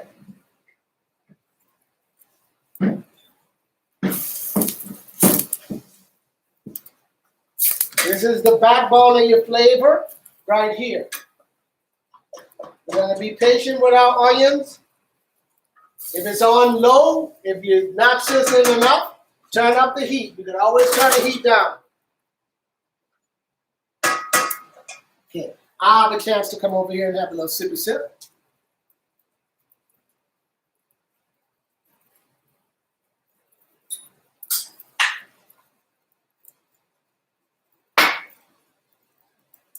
My onions are getting all frisky. I'm going to stir them.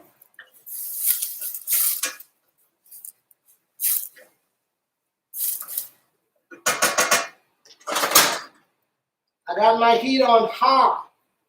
I got my stock on medium low. I got a 1 cup measure that I'm going to use to feed my risotto, which means is once the risotto goes in, the wine is cooked off, flavors in there. We're going to add a cup at a time. Pouring a cup into the risotto and stir it and cooking it till that 1 cup evaporates completely. But we're not there yet because we're still cooking the onions. Okay, so a little bit more stir. You want your onions lightly brown and translucent. You want that heat, you want that sizzle. If your pan is too hot, turn it down a little bit. Mine is good. I like that high heat. I'm a medium high. I shake the pan every once in a while just to make sure I have an even surface I'm cooking on. Everybody cool?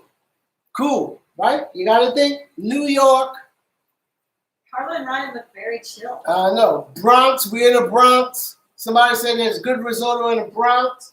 So we're going to the Bronx. I'm stirring that up. Now, I'm going to go back at my ice cream while you guys wait. And I'm going to give that a good swish. Oh, yeah. It's coming.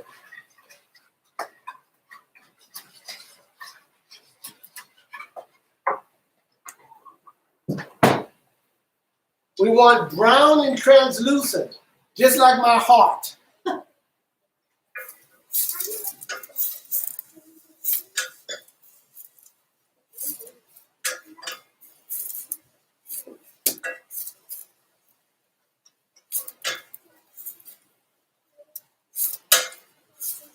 So I'm just chasing my onions around the pan. I'm just moving them hither and thither. My pan is hot, so I turned it down to medium high, 8 on the clock. If you're running out of oil or butter, I'm going to add another teaspoon or a couple drops of olive oil to my onions and just chase them around the pot again. Can you scroll for me? Okay. Now we're getting close to adding our rice.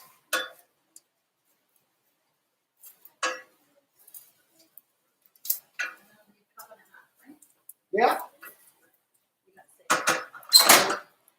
So I want you guys to measure out 1.5 cups of arborio rice. Your onion should be slightly brown, slightly. I'm talking, Gene Wilder. Gene Wilder, brownish, whitish color. Yeah, that's what it looked like to me. Gene Wilder. We're not ready for the rice yet. But what we're going to do is we're going to add the rice when we're ready, by another minute. Stir that in till it mixes with the onions, starts to crackle a bit. We're going to add our garlic, 1 teaspoon, and our salt. And what that does is, like when you put salt in water to make rice, it's going to give it flavor, bring out the flavor. I know Jerry and Wendy, our pie shell is still in there. We got another 5 minutes. Okay? Now I'm ready for my rice, and I'm going to turn my stock down to low because the residual heat from the stock is starting to affect the side of my pan that's right next to it, so I'm getting double duty. Okay? Add your rice to your pan and stir that around with your onions.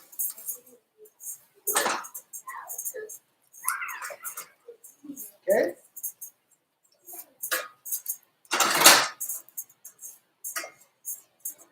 My little wooden spoon is getting hot, so I might have to go with the secret weapon spoon, the long boy. So we're going to stir that in. If it's looking dry, add that 1 tablespoon of oil that's reserved in there and mix that in. Your rice should start to separate, not meaning break it in half. They should look more grain to grain. You're going to hear it pop and crackle a bit. You want that. You hear that crackle? Hush. What's that noise? Is that Patrina's callous feet? No, it's the crackle of my risotto. Okay? Now I'm going to add my garlic, and I'm going to stir that in there. That's 1 teaspoon. I'm going to get all that up in there. Right? My salt, that's going in. And I'm going to stir that real good. Stir it real good. I'm going to turn my heat down to medium. I hear the crackle. I smell the garlic. I smell the salt. Now I'm going to hit it with my white wine. That's 1 cup of white wine. And I'm going to stir that in, and you should have some action. You're going to cook this till all the wine is evaporated. Stirring constantly. That's why it's good to work in tandem. Jerry, you're going to have to pull that pie out in 5 minutes. Somebody. So we're cooking out all the wine. Scroll for me, please. Up the other way. Okay. So you should have a soup-like risotto. You should see some wine. You should see some onion. Okay. Stir. We're going to reduce. And once this is all reduced, and as you see, I'm going to use my spatula as well as my spoon just to get all that rice off the side of the bowl, down in the bowl, in the pot. Right? We don't want no burnt, crispy critters. We're going to stir, stir, stir. Okay? So, Patrina, could you come in for a second and stir? Jerry, you're going to stir. And Wendy, you're going to take the pie out. I don't have to watch that. You guys can do that all on your own. Beautiful. Take that pie out. You're going to put it on the side. I'm going to take my duck out. I've been wanting to say that all night. My duck's out. My pie's out. Wendy, lower your oven to 275. Sorry, I'm screaming too loud. I'm excited. Keep stirring. Right? Keep stirring. 275 with the oven. 275. I'm back at it. Okay. Woo! Ooh, that was tense. That was very That was tense. really tense. Okay, my pie shell is out. It's golden brown. My risotto is cooking out all the Who's got the wine. cocktail going? And check it out. Every once in a while, knock your spoon against the side of your pot to get the kernels off. And then use a spatula to go around your pot. Now, a couple more minutes of stirring. I still see a little residual moisture in there. Wendy, oven 275. Okay. We're going to keep cooking till there's no more liquid and it gets to that almost pseudo dry stage again.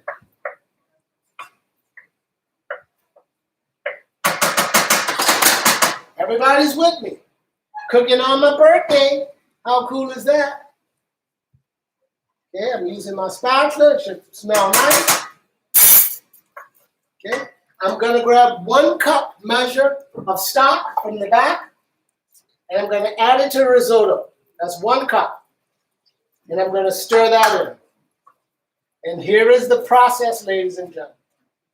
That's 1 cup. Let's keep track of the cup count. Right? 1 cup in. We're going to stir it till it evaporates just like we did with the wine. Katrina, may I use you for a second? Yeah. Just stir. We're going to tag team, because if you can see from here, look at my duck. Oh, it's so pretty. Okay, I'm going to take that out. I'm going to put it on a cooling rack. Like so.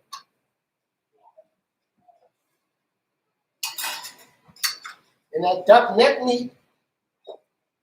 So we're going to let it cool. Okay. We're going to move it to the side. So I'm just going to show you that duck. It looked like that. And what I'm going to do is I'm going to put all of it. When it's cool, I'm going to keep stirring, keep stirring. When it's cool, I'm going to pull all the meat off and like pull it like pull. Keep stirring. Okay? I'm coming back here. Stirring. Stirring, all right. Medium heat. Medium heat. Medium, a little more than medium heat. Medium, like 7. Keep stirring.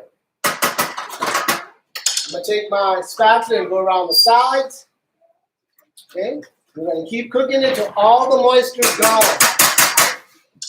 This is why people don't make risotto, because it's 28 minutes from start to finish. I want a little bit more heat, so I'm turning it up to medium high, somewhere between high and medium. And we only have 1 cup in there. We got 4 more cups to go. Our stock is nice and hot. Should be on medium low. Should be a little bit of steam coming off it. If it's not, you can turn it up. I turned up the risotto. Now I see it kind of evaporating and cooking. Come say hi to everybody. Medium high. We're going to keep cooking it. Scraping the bottom of the pan. We have a visitor. Carlin Ryan, we wanted to say hi. Can you wave? Hi.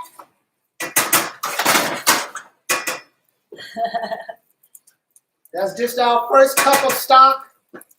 Okay? You should start to hear the sizzle, the crackle of the rice, because the liquid is starting to absorb and evaporate. When you hear that, add one more cup of stock. Where's my cup of stock? Stop. Yes, I'm using a half cup measure. 1, 2. So that's 2 cups, and I'm stirring that in. Oh yeah, baby.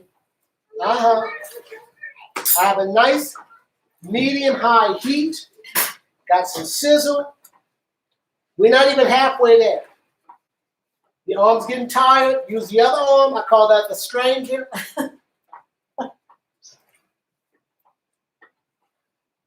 Okay. Keep stirring. If those little old Italian ladies could make this, you could make it. When we go 4 cups in, that's when we're going to add our tomatoes. When it's nice and al dente, that's when we're going to add our cheese. Why do you have to keep stirring? Because this is how you make risotto. Oh, why does it important? Well, it'll burn on the bottom, and you won't get all the rice sucking up all the moisture evenly. Right? So we're 2 cups in, and you guys notice it's starting to get kind of creamy, kind of starchy, right? Keep stirring. This is why people don't make risotto. In restaurants, they have it, but they got to kind of make a big batch and then finish it a batch at a time. So they cook it halfway there, scoop a big scoop of the rice in the pan with some chicken stock, bring it to a boil, cook it down till it's tender. It takes about 12 minutes in restaurants. If you order risotto, that's why you wait a little bit extra. Okay? Keep stirring, keep stirring. We're just 2 cups in. I'm not in the pan. I'm using my spatula, going around the side. It's getting starchy, creamy. We're only 2 cups in. Keep stirring. Dixie says happy birthday. Thank you, Dix. Okay? I'm stirring it up, buttercup. When I get back to that stage and when I hear that crackle and my liquid is evaporating, I know I have to add 1 more cup. 28 minutes from start to finish. Everybody still with me, Patrina? A lot of Use stirring. the other hand.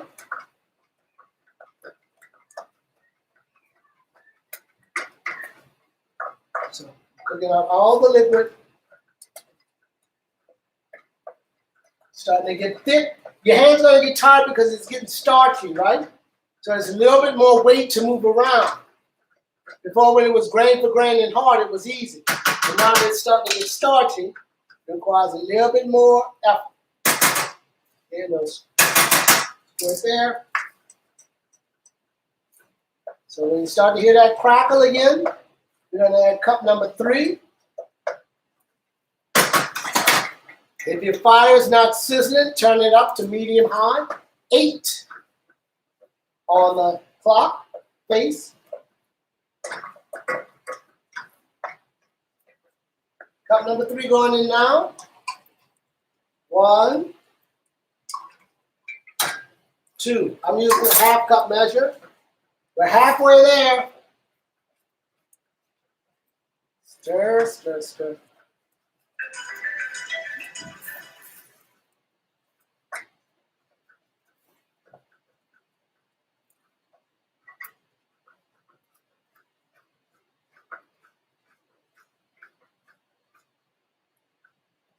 Number 3, we're going to cook this one till it cooks out. Then we're going to add cup number 4, and then we're going to add our tomatoes.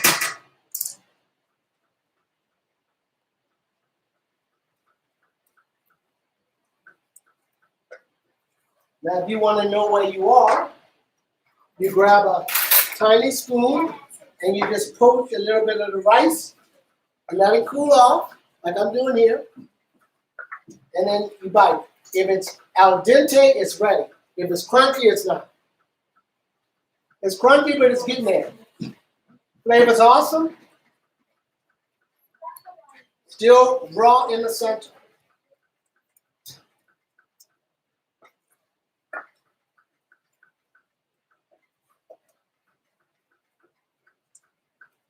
I was just cut number 3. Keep stirring, Ryan. Keep stirring, Wendy. Who else is making risotto? Keep stirring. Tap your spoon, use a spatula, go around the bowl, go around the pot. 28 minutes. Keep cooking, keep stirring. This is why you need liquor when you make this, because you have one hand free. Right there. And you have the other hand in the pot. Now, who's next to Naomi King? Who's that? Chef, can I put my pastry back in the oven and cook the filling? Yes, you can. Could you do that all by your little onesie? I absolutely can. Okay, so what you're going to do is take the beans out, put it on a sheet pan. Okay? Move your husband over to where I'm standing. Okay? Open the door, put the sheet pan in, give the filling a good stir so that the lemon zest and all that stuff rise to the top. Pour it in, look up at him and see how much you love him. Put as much filling as you can in there. Make sure that the pan is in the center of the tray so you don't move it again. Could you handle that, Wendy? Yes, no? Keep stirring, everybody else. She's busy. Okay, starting to thicken, starting to cook. That's number 3. Here comes number 4. Hi, Wendy-O. Number 4 is going in. That's Wendy-O in the. Awesome. Here, Wendy-O. I got to stir my ice cream. So after number 4, we're going to add our tomatoes. So let's cook out our number 4. Cup of stock. I'm using my spatula now because it's getting thick. I'm scraping the sides. I'm letting it cook. I'm being patient. Right? You're seeing it starting to turn from this opaque rice kind of to a white rice kind of. I'm scraping the sides. I have a medium heat going. Not too high, not too low. Just the size of Montreal. Stirring that up nicely. We still got fried fish after this. Now this one we're going to keep cooking till we cook as much as the water out as we can. So we got to continue to stir. What's the story, Joseph? Well, I don't have any stories now because I want to get my pie in because Wendy's ahead of me. I don't have any stories. Risotto was the Tribeca story. So I saw Steely Dan, and it was awesome. Two Fridays in a row. It was just brilliant. They did all their hits. They did Peg. They sounded exactly like the album. Walter Becker did this kind of crazy on Hey 19 solo. He was all over the place. It was awesome. So keep stirring. Now you can take a little pinch of rice out. Let it cool off like that. While you're stirring, I'm going to cook this right down. No liquid. I'm going to taste it. Still kind of tough. Wendy said she'd say hi, but she doesn't want to interrupt your risotto. Okay, no problem. That's a fellow chef. Mm-hmm. Okay, so for me, it's still too crunchy.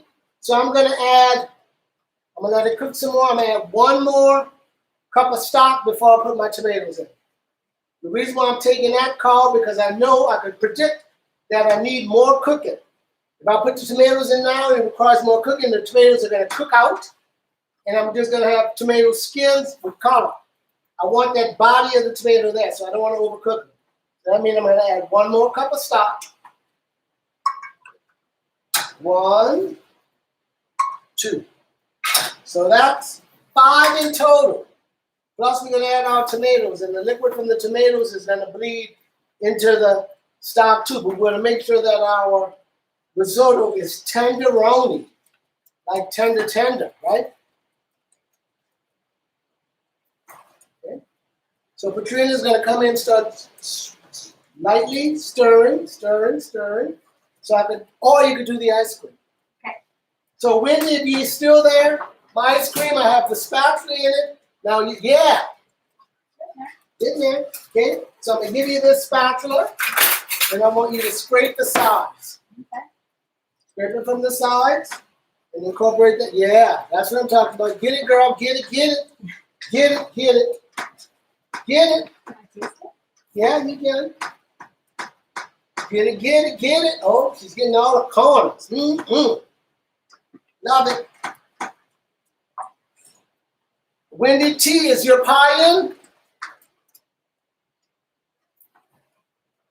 Oh, that is good. So right now you're noticing the rice gets starchy. It's gonna be spitting up on you a bit. So we're just gonna turn it down to 7. No less heat. As the rice start to cream up and bleed its starch, and that's the risotto. Ryan, you still with me? Long and low, nice and tender, taking our time, 28 minutes.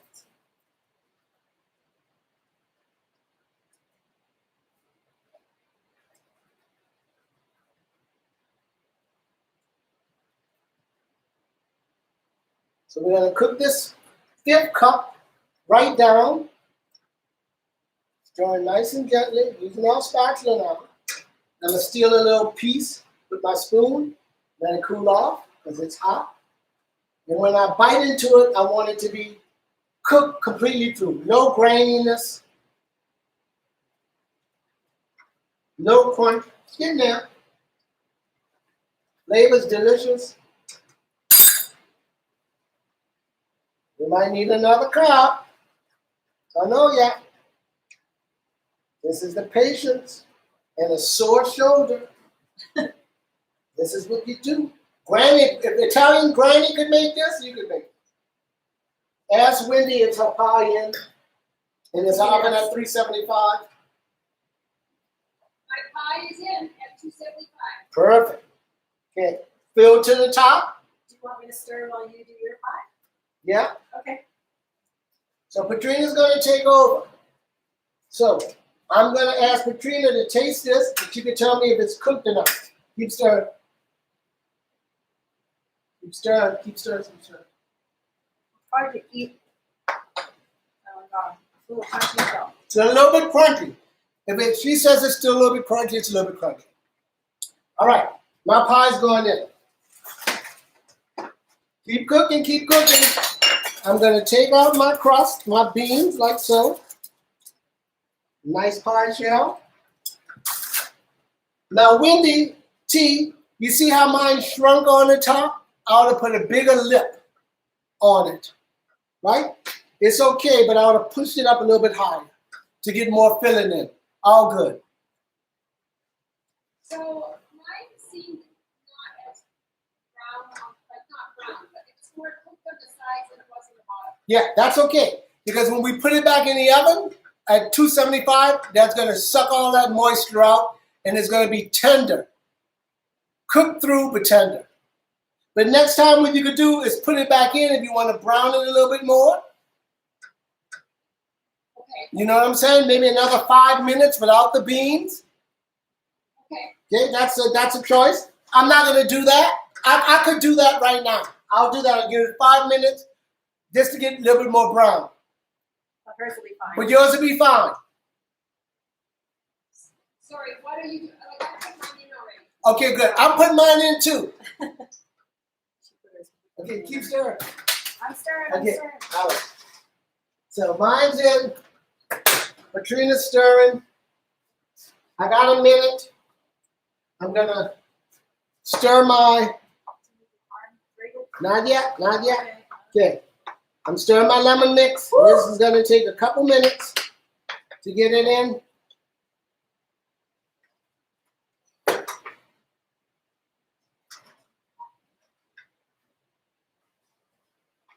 Should tell them about the cornbread story. That's it.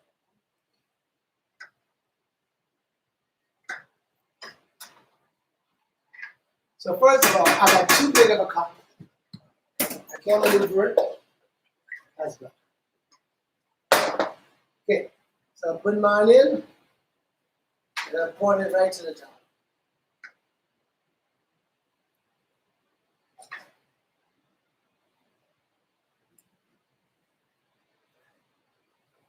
Keep stirring. All right. Now, guys, add your tomatoes to your mix. Keep stirring. Add your tomatoes in, and the other person has to keep stirring.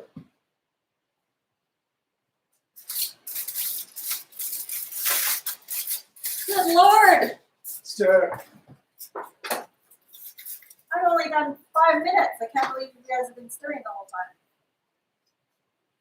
This is a team effort. Should we put more stock in? Yeah, yeah.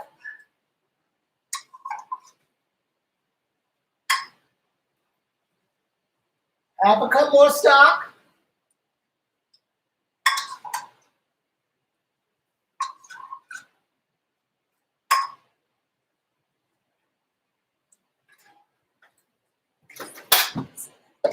Half a cup more stock.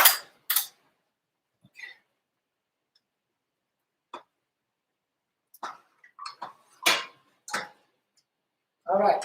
Now, we're almost there, guys. Good on you. We're going to cook this till the tomatoes start to bleed, right? And start to shrivel up.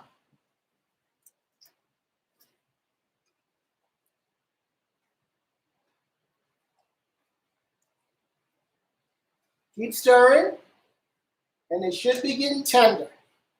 We're going to cook out the water.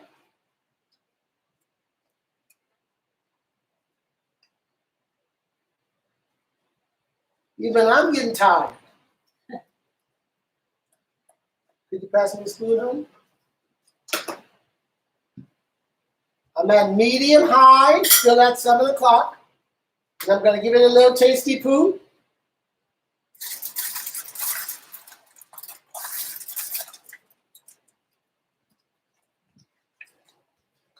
Keep stirring, should be tender. We're going to get those tomatoes to cook down.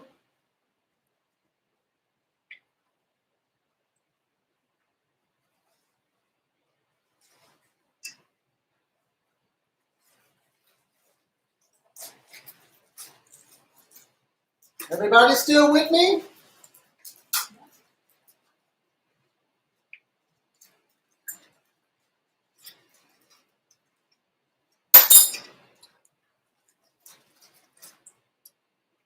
Almost there. You write your taste al dente right about now, but you still need to cook it a little bit past that point, Smells good. right? I think we have enough stock. We're going to rely on the juice from the tomato, the creaminess of the rice, the sweetness of the cheese, the sweetness of the pepper, salt, and basil. But the tomatoes still have to break down some more.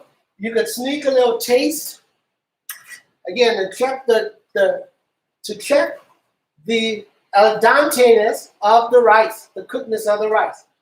Crunchy but tender, kind of like meat. Crunchy but tender.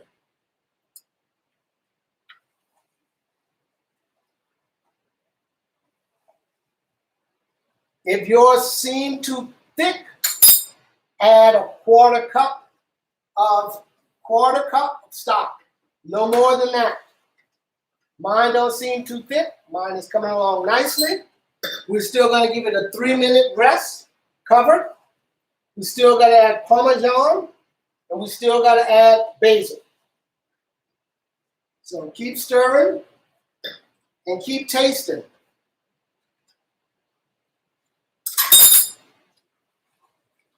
say hi to Kathy from my college days. Hi, Kathy, from my college days. Keep stirring. Medium flame.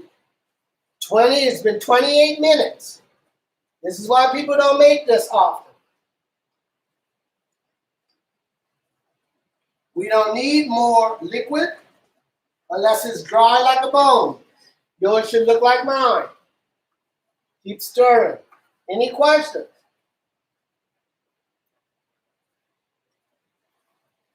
The tomato should start to bleed.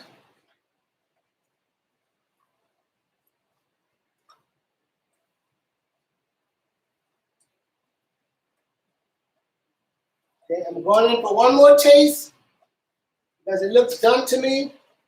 Keep stirring. She says, happy birthday. Thank you.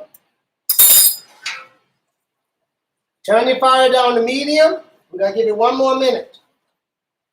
Tastes delicious.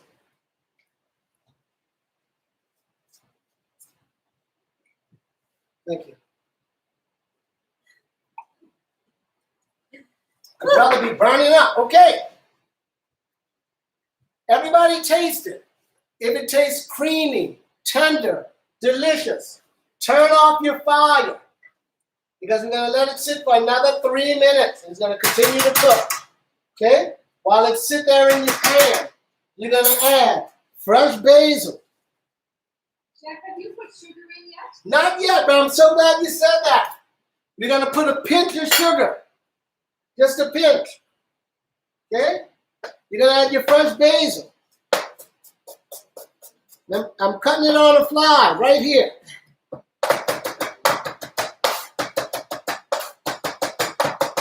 That's going in.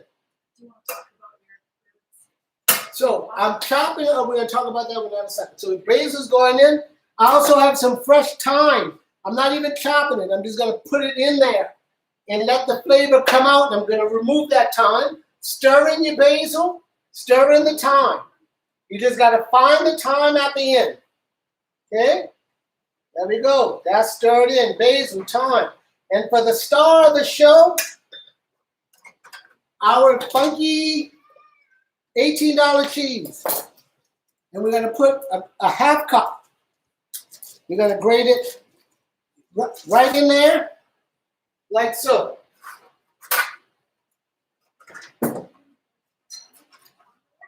You guys got me? I'm just grating it right in. That's about a half cup. And I'm stirring that into my risotto. Okay. Now I'm going to add some salt and pepper. Now, but I have a half tea. I'm just putting 2 pinches in there. I'm going to stir that in. Okay. Lastly, I'm going to hit it with either butter, olive oil, or truffle oil. 1 teaspoon. If that. Just some flavor. Okay? I'm going to cover it. Like so with a lid. And put it on the side off the flame. 3 minutes. And we could eat. Okay? Any questions?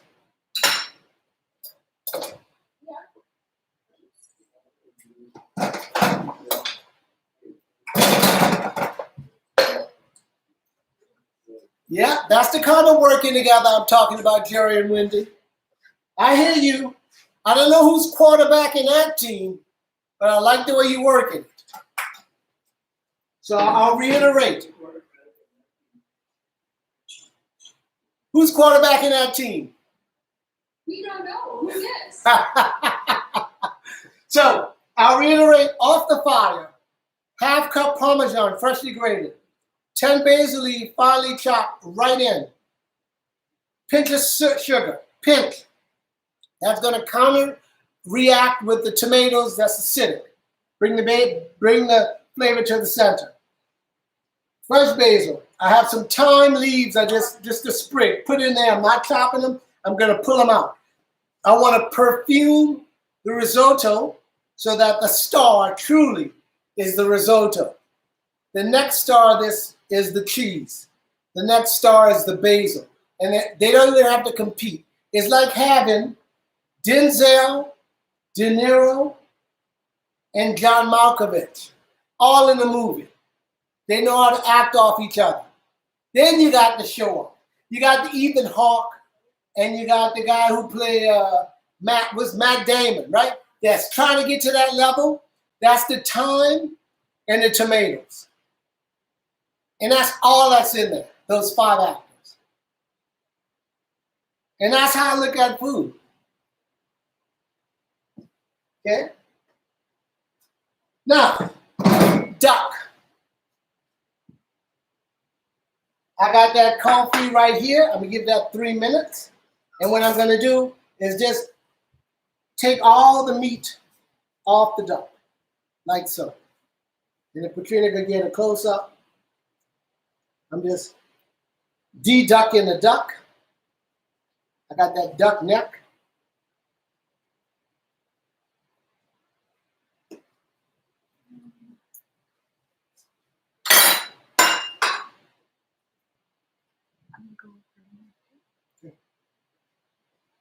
Where is she?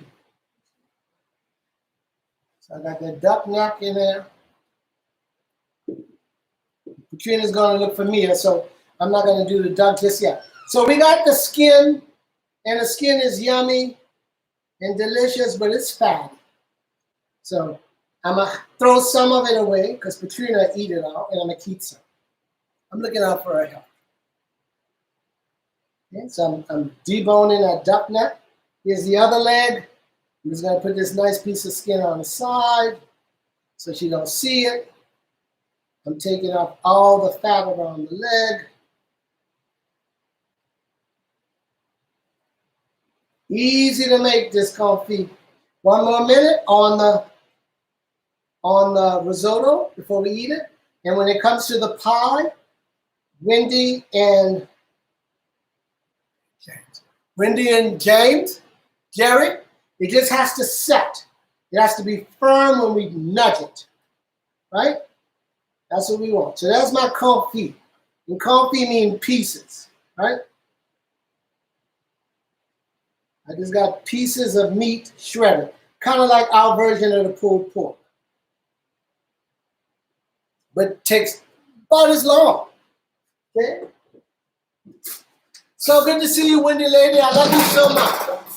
Always have, always will. You gotta take me for a ride in your convertible one day. So I'm looking forward to that. That's on my bucket list, girl. Okay? I know. Well and covered. All right, so I'm gonna do the confit right now, guys. I'm gonna grab my plate. Oh, what? Ice cream. Check this out. Check it out. See my ice cream right there?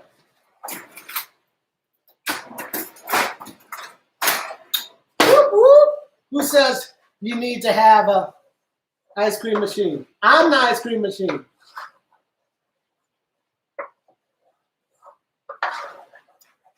Probably another hour and it's ready. So I'm just scraping it along the sides.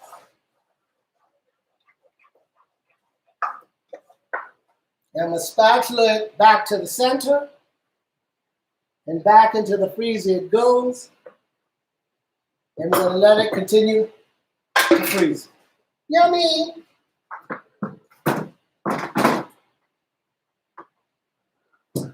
Confit. Risotto next. I have my mixed greens. I'm going to put a little bit of the greens into a bowl, like so. I'm going to shake my dressing. Pour a little bit of the dressing on the greens. Hand toss the greens, nice and light. If the dressing falls to the bottom, that's okay. Hand toss. Put that on the plate.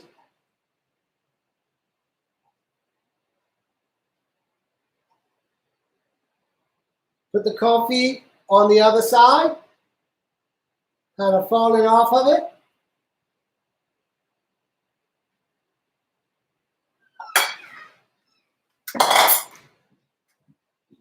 And that's it. I'm going to pass it to Katrina to have a taste. I still have to go. So, if you like, you could drizzle. Whoopsie. You could drizzle a little bit of the dressing on the coffee. I wouldn't do it, but just a little bit. Bring that flavor back. And I'm going to clean up this mess and put it on the side. Risotto next.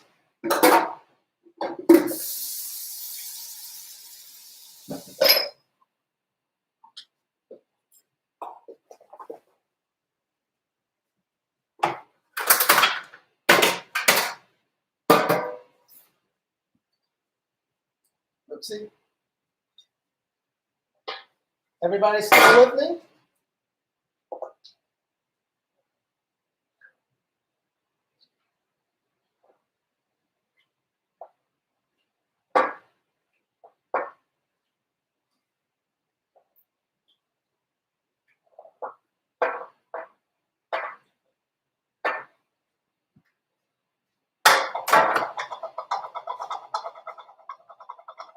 There. Small technicality. All right. Now I'm going to find a nice little risotto bowl.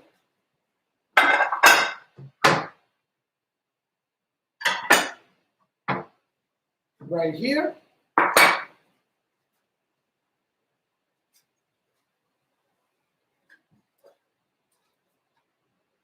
Okay, Carla, Ryan, any questions? Risotto's coming off. We were a little behind. You were catching up. Tomatoes and onions, basil, and thyme are in. Are we adding the parma this week too? Are you still cooking it? Well, it's still on the stove. Yes. Okay, no, not parm yet. Not parm yet. We want to put the parm in last. Okay. So you want the tenderness, right? That's what you want right now. Check your rice. If your rice is tender, It is. Yeah. tender, pull it off the stove, put your cheese in it, a little bit of truffle oil or half teaspoon of olive oil. You already got your basil in there. Cover it, give it 3 minutes. Okay. Thank you. You're welcome. And that's all you have to do. So, if anyone's left, you found it? It is now. Okay, so I'm going to serve up my risotto now. I don't have a pretty risotto dish. Between anyone comes to mind? On the right, there's a clay button now. Okay. All right, so I'm going to scoop it out right here.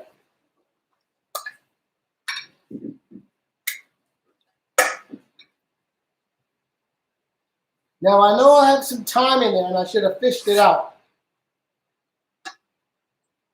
And I'll put some fresh basil as garnish on the top. So Patrina's going to try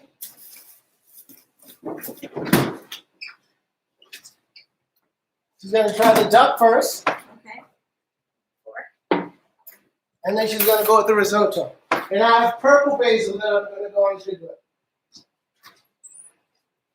Let's see if this is any good.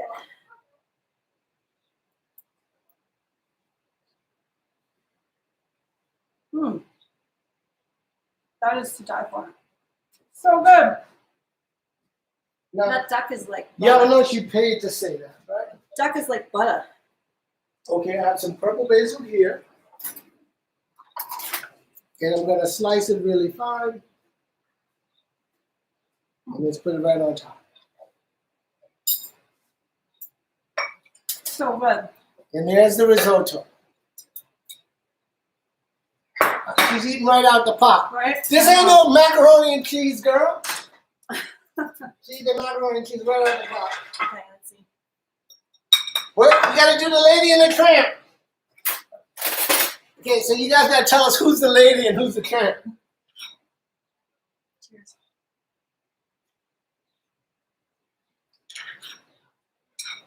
So, fresh black pepper. Oh, that is to die for. Really nice. Cooked al dente. So it's gonna have a bite, Yeah, it's good. right? That's the key. The patient part of knowing when to add more stock, depending on the rice. It's perfect. It's not mushy. I'm going to just like that. Mm-hmm. Did Wendy and Jerry make it? I think so. They're gerrymandering right now. What is word gerrymandering mean? I don't know. It has something to do with voting. Hey, everybody still here? Right? How you doing, baby?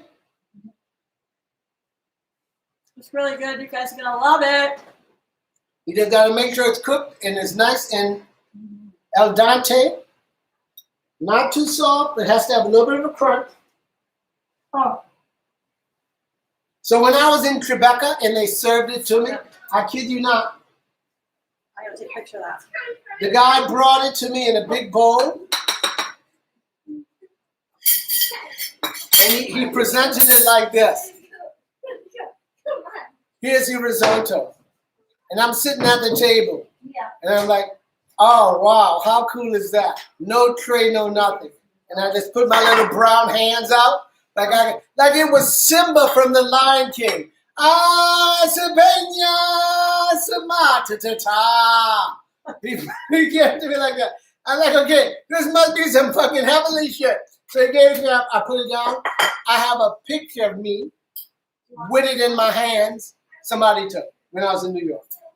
And it was delicious. Simple.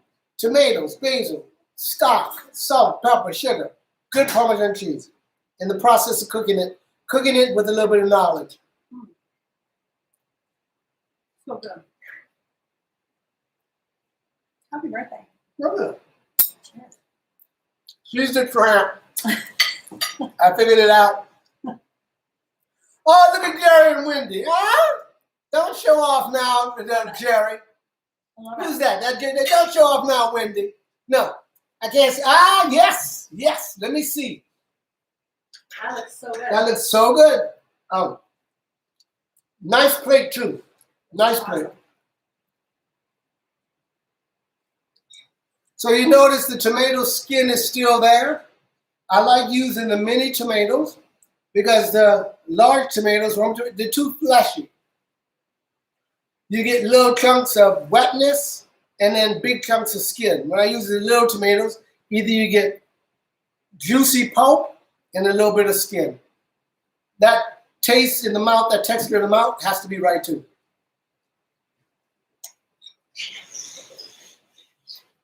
Okay.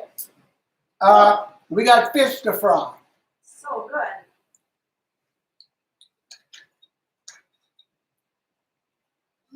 I'm going to check on my tart right now. Oh, I'm fine. She said too much out.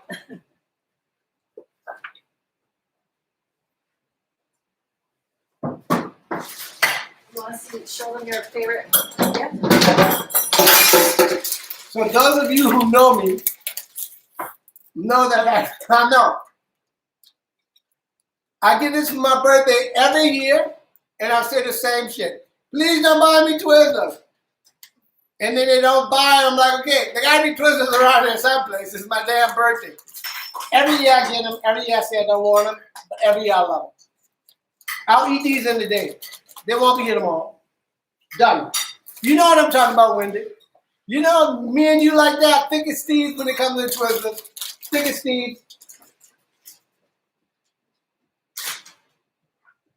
Okay. So if you're frying the fish, if you're fish frying,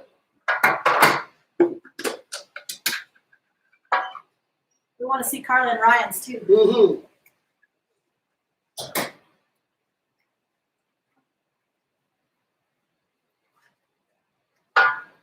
Now, I also want to say I'm glad you guys are here. Love it that you guys are here. I know I should have planned better, give people more notice. I just started this shit on Monday, last week. No, 2 Mondays ago. I said, this is what I want to do for my birthday.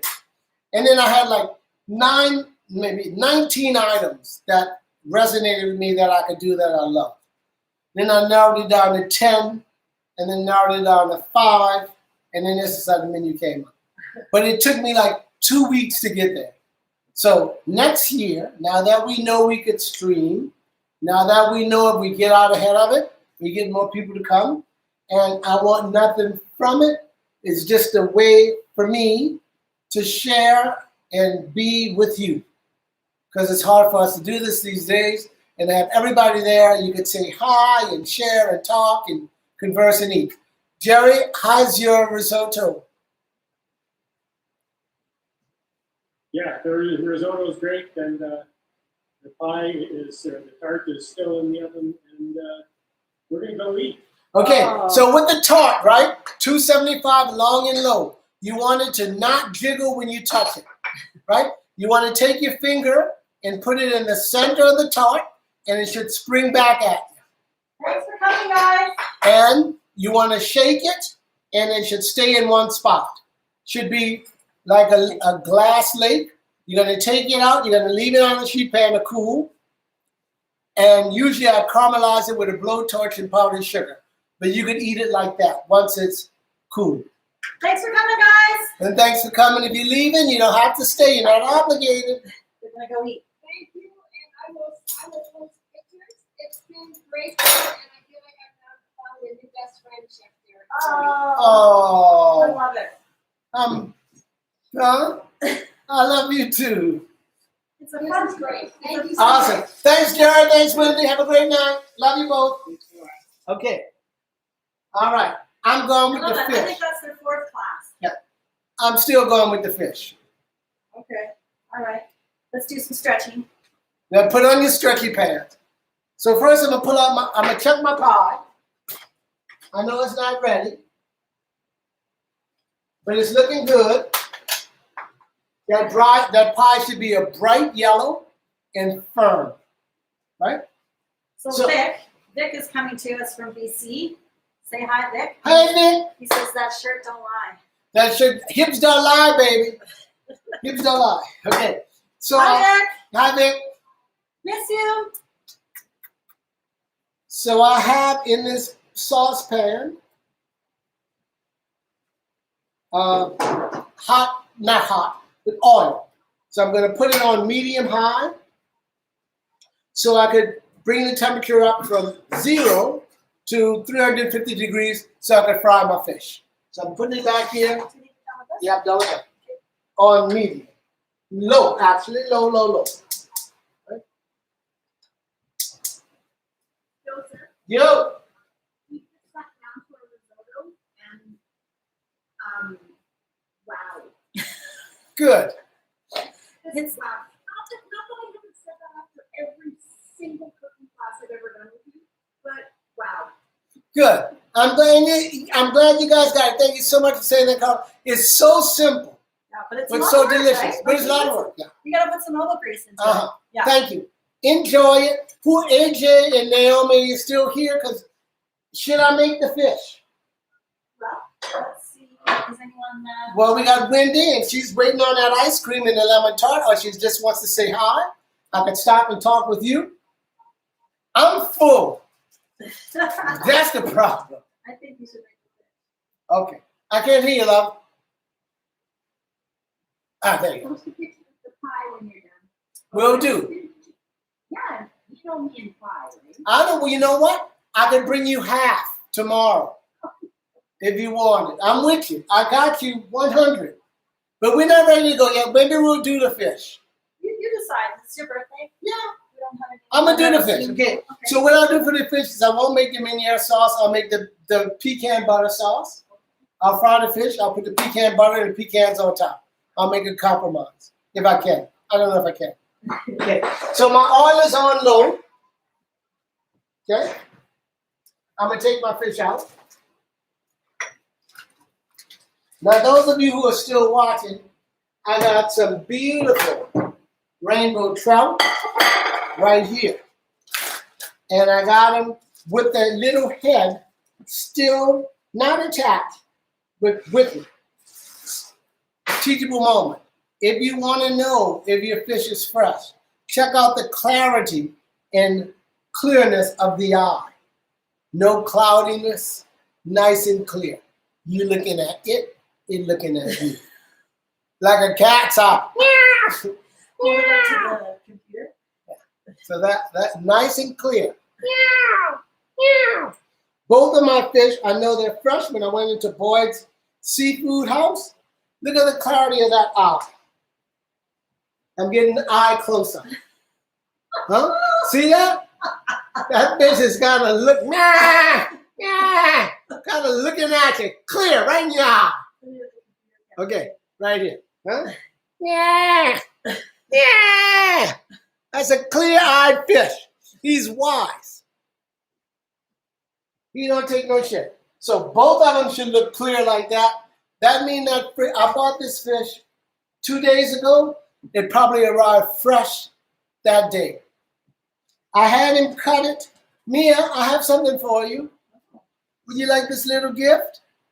Oh, Yes. So I bought this rainbow trout. I had him take off the skin and fillet it for me. I have 1, 2, 3, 4. I'm just gonna fry 2. I say this every class.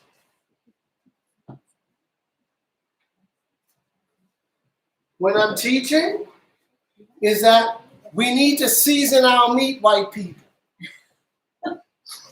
Not help for you. Yeah, right? So I have my seasoning mix, which is in the recipe, that I split in half.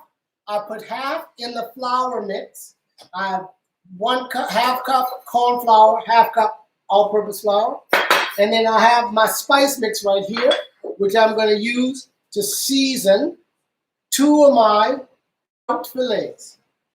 1, 2. Because I'm a deep fryer, so I'm just putting a little spice on one side, flipping it over, putting a little spice on the other side, and we're good. Boom, seasoned fish. In this container, I have flour and spices that I'm gonna mix together, but I'll probably just need half of this because I'm only doing 2 fillets, okay? You guys got that? Half.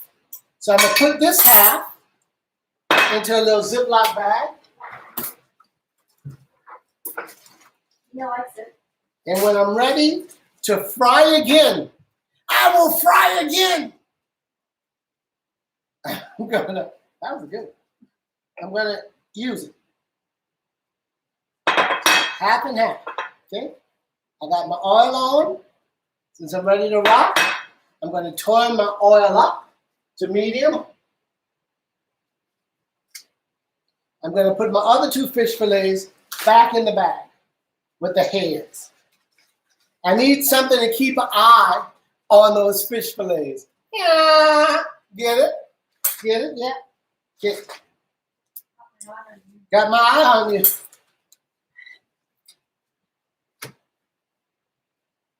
Okay.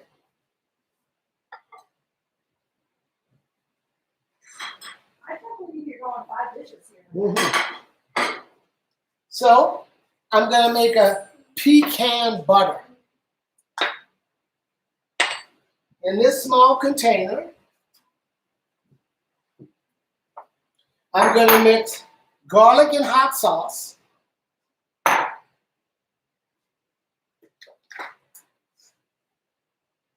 along with a 3/4 cups of pecans, 2 tablespoons of onion, and a 1/4 stick of butter. And I'm going to take my hand wand and just pulse it.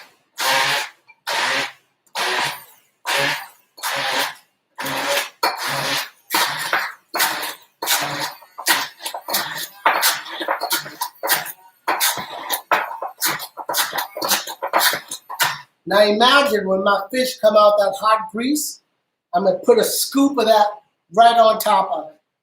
Squeeze of butter and some fresh parsley. And we're gonna eat it like that.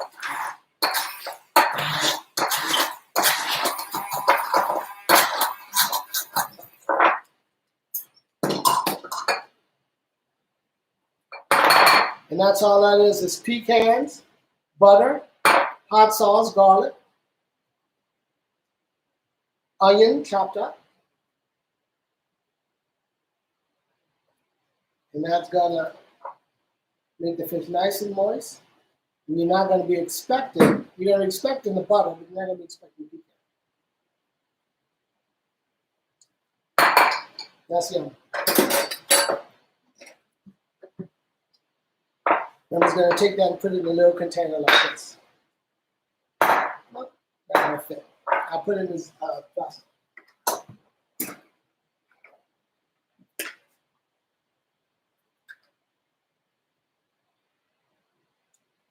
Okay.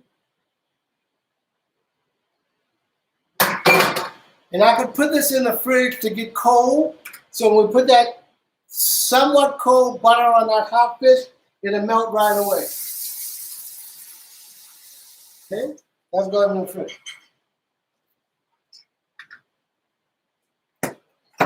My grease is at 120 degrees. I'm turning it up.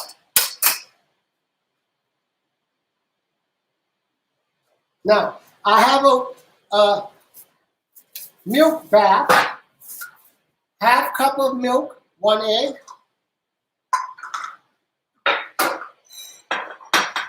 And I have a flour bath. So I'm going to take my fish, put it in the flour lightly, and put it right here, rainbow trout. Just give them a little tap, a little something, something. Little tap. That's to adhere the milk egg wash to the fish. Okay? Which is here. This is New Orleans at its finest. Remember when we went to New Orleans, Wendy, and we went to Camellia Grill and everything was fried? We're gonna go have a pedicure. That was a beautiful day. Remember we went all the way uptown on the streetcar? Yeah. And we went to this little rinky-dinky place, but it's been there forever. And we had breakfast, and then we walked around Alderman Park. Okay, so here's the milk egg wash. And what I'm gonna do is I'm gonna dip that into this, shake it off, dip it back into the flour, and right into the hot grease. So the grease is getting there, it's at 180. I'm gonna fry it in the grease till it's nice and golden. Take it out, put it on this paper towel to drain, put it on a plate, hit it with a little bit of Meunier butter, fresh lemon, hot sauce. We eat. One of my favorite dishes. Now you could make a Meunier sauce, but the brother's getting tired. I'm telling you, I've been prepping since yesterday. I'm running out of steam, man. I'm old. I'm 57. What do y'all want for free? I don't know, 6 dishes? 6 dishes. Okay, ice cream. Let's check out that ice cream. That's old. Okay, look at that. Huh? Starting to get some shape. Oh yeah, might not be ready till tonight. But that's all good.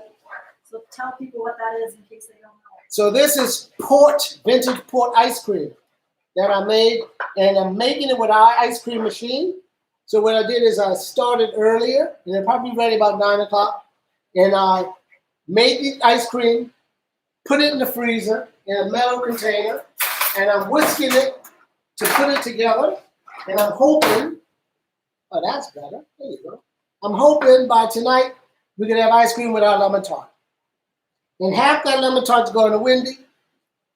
So, I'm serious. That's right. It's my birthday, and I'll cry if I want to. So back in the freezer it goes. My oil is at 200, so we're getting there. Peanut butter is in the fridge. Check my tart. It's starting to solidify around the edges, but it's still loose in the middle. It's about another 15. So what I'm going to do is, once it's ready, I'll show you, Wendy. We'll let it cool off. And I could caramelize it, but I can't caramelize it until it's cool enough to take out. So either I could, Courtney, hey! So Courtney came to see this tart. So Courtney is a great friend of mine. We lived and worked together in Victoria. I worked for her husband. He was my executive chef at the Marina restaurant. And I hope he's on tonight so I could apologize for being dick-like in my 30s when I worked there. I was the guy in the kitchen that had the music blaring all the time. And he's like, dude, can you turn it down a little bit? I'm not turning it down. No. You know, 30 and dumb. 30 and dumb. And Matt, her husband, was gentle as a lamb with me. He knew I was an egomaniac. He just knew how to calm me down. One day he bought me Elvis Costello's Brutal Youth CD. He says, you know, I know you're having a bad day. Here you go. A gem of a man, a prince of a man. And his wife, twice as good as he is. And she's with us today. From BC. Hi, Courtney.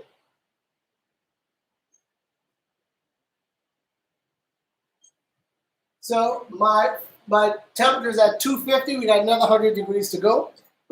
I have my slotted spoon so I can get that fish out. I have my fish lightly breaded before I dip it in my egg wash and then fully breaded. I got my ice cream in the fridge, the vintage port, and I have my lemon tart in the oven. We did our risotto. We did our shiitake, Korean style pork bellies. We did a duck confit, and now we finish it off with my favorite New Orleans dish of fried trout. Yay! That's how we roll here in Calgary. And my shirt says, beware the chef is hot. I think I got maybe one more year that I could wear this. You know, this is my version of the mini skirt. Because you know, afterwards, like, dude, stop wearing it. My younger brothers tell me that. Yes.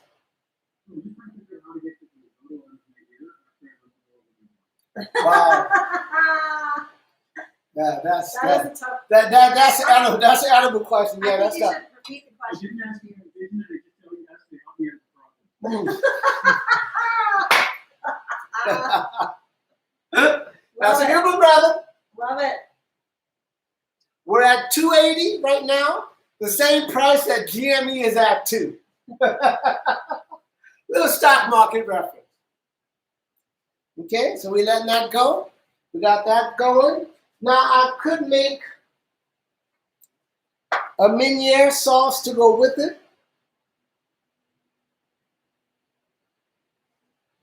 How long will it take to do the fish?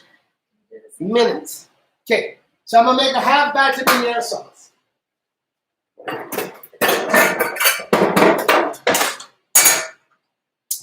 Fish is on. A Meunier sauce is a typical French sauce that was brought over from France into the Vauquerie as an addition to fish. Seafood was plentiful, easy. Lemon, butter, a little bit of flour to thicken it up. Butter to thicken it after that. When it got to New Orleans, they just simplified it with lemon juice, Worcestershire sauce, stock, and a little bit of flour. So if you could find it for me, honey. Okay. What we're going to do is we're going to make a mock one. I have my seafood stock right here. Okay. And a small saucepan, I'm going to add, no, that's not it. That's the, is it? Yeah. Yeah. Right there. Yeah. In a small saucepan, I'm going to add my stock. I'm doing a half a cup. And we'll bring that to a boil. In another pan, right here, I'm going to have to turn down my fish. Shoot. Turn down the fish and let the sauce catch up. I'm going to pull it off. I'm almost there. I'm going to melt 1 tablespoon of butter. And into the 1 tablespoon of butter when it's melted, I'm gonna add my flour and make a light roux.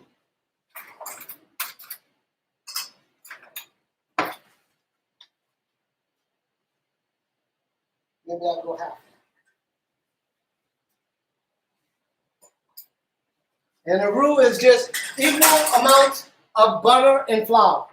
And this is how it's really done in New Orleans. Huh? You have this Meunier sauce on the bottom of the plate. You have the fried fish on the top. And you have the pecan butter on top of the fish. And then lemon squoze all over it and hot sauce. Isn't that just decadent? It's going to work. Okay. So I'm melting my butter. And it would melt and start to sizzle. I'm going to add my flour. And as my flour is going in, I'm going to stir that. And I'm going to cook that until I make a light roux.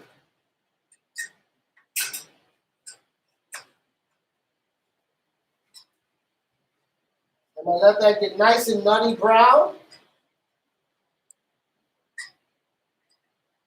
And you guys can see me on the other cam. Did they see me? My teeth are white. I just had them white. So what I have is a light roux of equal parts of flour and butter. Not equal parts. I think it's 2 to 1. 2 tablespoons butter, 1 tablespoon of flour.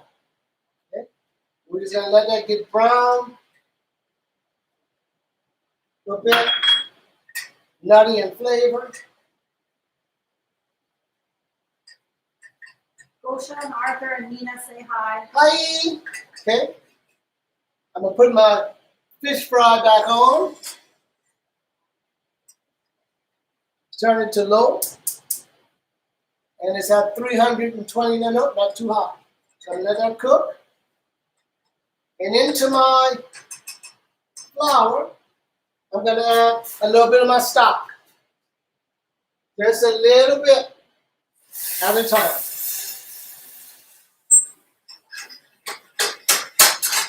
And then a little bit more. And this is just a light seafood stock.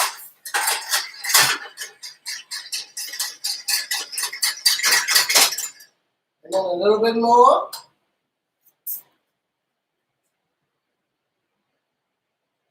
And then turn the fire down and work it in.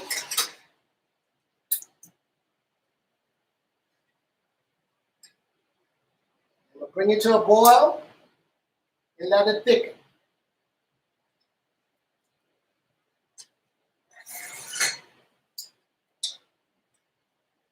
I'm putting my fish back on. And I'm checking my pot. Oh, it's getting there. 1 more minute. Fire's coming out after the fish.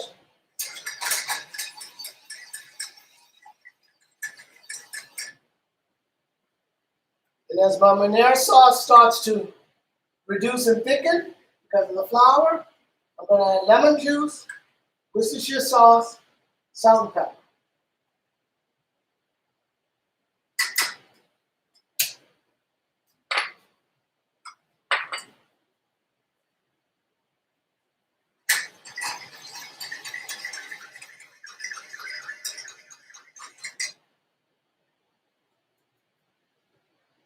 Okay. Here's my, so that's seafood stock, flour, butter. I let it thicken up a bit, check the flavors. Add lemon and Worcestershire. Got my hot grease happening in the back. We need 30 more degrees. And the voice is cracking like a pubescent teenager. Okay, you ready for this? I'm going to add my Worcestershire sauce and my lemon juice. And I'm going to shake that in, just like I did. Shake it up. Seriously. I'm gonna add 1 tablespoon, 2 tablespoons of butter. And that's gonna blend the sauce together. And let that go. Now this is where my little whisk. Can you find my little whisk, Patricia?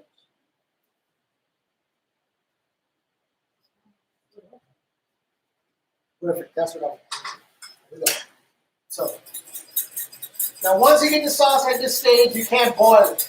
You just gotta leave it like it is. I'm gonna leave it on. I'm not gonna boil it. And I'm gonna turn it off and let it stay hot. My fish is at my 320. I'm ready for fish fry. So, if you're still with me, the fish is going into the egg wash. Huh? Both little fillets. Egg wash. Then, I'm going to let the egg wash run off. And they're going into the flour. And I'm just going to grab them like so. And from there, they're going into the hot oil at 340 degrees. Here's the first fillet. Make sure it's coated nicely. I could probably wait a second, but it's not there yet. And I can take out my lemon tart, the one Courtney came to see. And there you have it. See, it's jiggly. It's not jiggly, it's solid. We're going to leave it on that tray. We're going to turn our oven off. And we're just going to leave it there to continue to cook. That's it. Shell, dough, pie dough, tart, ready to go. Okay? I'm going to put it to the side. What's that? I need my rack. A cooler rack. I've used up every plate in this house. Honestly. That's okay, I'm going to do that. So I need to get a cooling rack under it. So I'm going to put this so I don't mess up my granite countertop. And there we go. I got my Meunier sauce. I got my fish at 350. And off it goes into the hot grease. Hold up, hold up. Yep, now I'm going right here. So that's one fillet. I'm going to do the second fillet right now. And he's going to go in after. Now this is trout, rainbow trout. Thin, tasty, succulent. We don't have to overcook it. We don't even have to cook it that long. Right? My old chef used to tell me of cuit en bleu, where they would have these restaurants in France where there was a big trout tank. And you'd grab the trout, the one you wanted, you'd cut the head off, cut the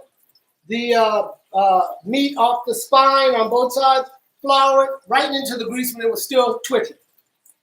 It would come out and would have this blue hue because the blood is still inside the fish. And they are a cold-blooded animal. Cold-blooded. Okay, so this is the second trout. I'm going to make sure I dry my hands and then wash them in the drying. Move my trout around. Woo! Lord Jesus.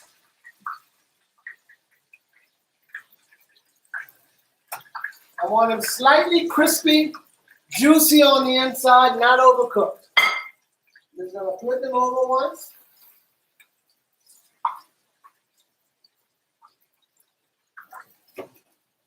And he coming out. It's such a small piece of fish, very thin, and it's dealing with 350-degree grease, so it don't got a chance. That's one right there. It's going to continue to cook while it's there. And here's number 2 going in. Hot grease. Corey from Saskatchewan says, "Hi, Axel." Oh, hi. Hi, Corey. Okay. So here's the setup for the fish. And I've cooked everything. Yay! Pecan butter.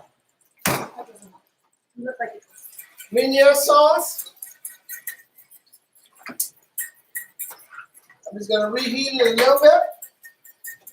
Check my seasonings. Need a little bit of salt.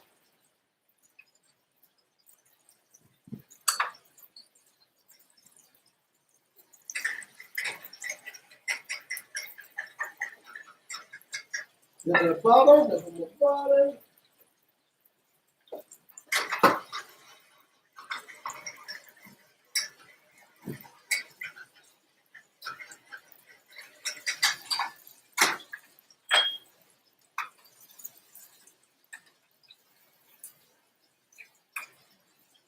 Okay.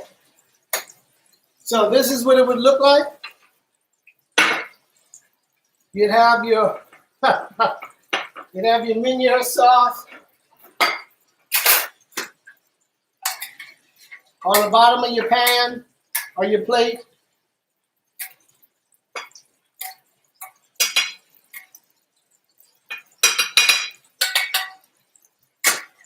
You'd have your fishy fish on top.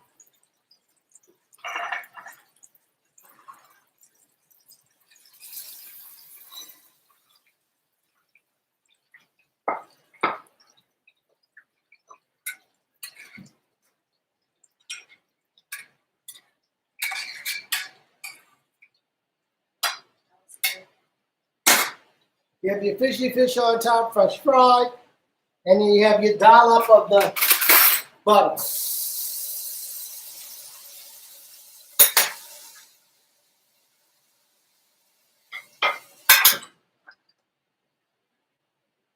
And then you got that extra lemon, oh my goodness. and then some fresh parsley. Okay, she keep moving it back here. I know. I don't know why. YouTube. Oh, the YouTube. I gotta cut some parsley. I didn't know we had YouTubers on. We're streaming, y'all.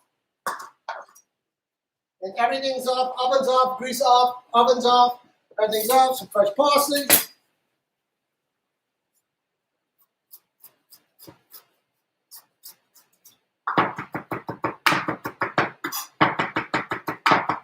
That looks so good.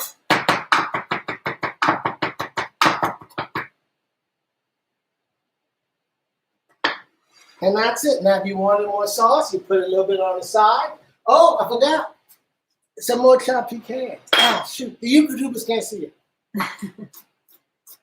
We'll hold it up to the. Wow, My favorite dish. that looks amazing. I don't know if you could see that. Okay, my kitchen's your blown way. up. I'm gonna watch some RuPaul tonight. And we're gonna have some fish right here. Oh, here we go. So you take a little piece of fish, you dip it in the Meunier.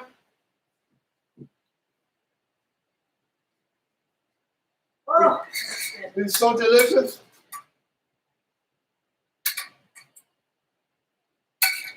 you did it. I did it. So now this is a rainbow trout. So it has the coloration of a steelhead salmon or artichoke, very light, and the sweetness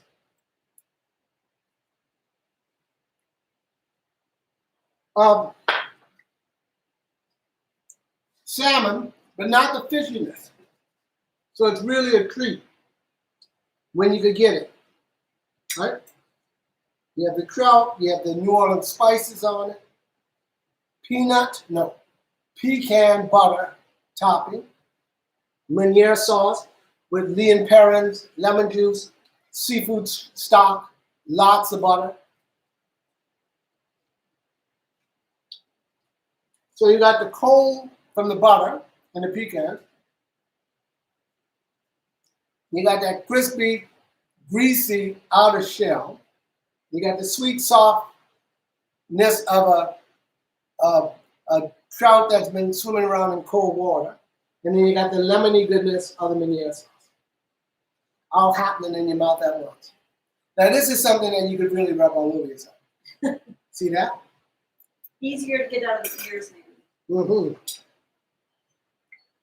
Okay.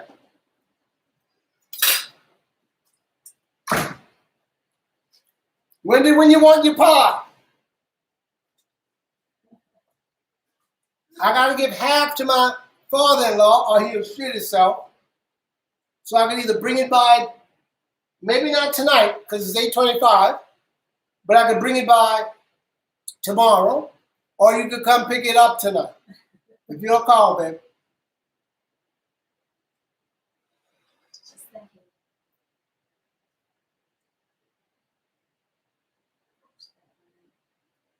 Can't hear you.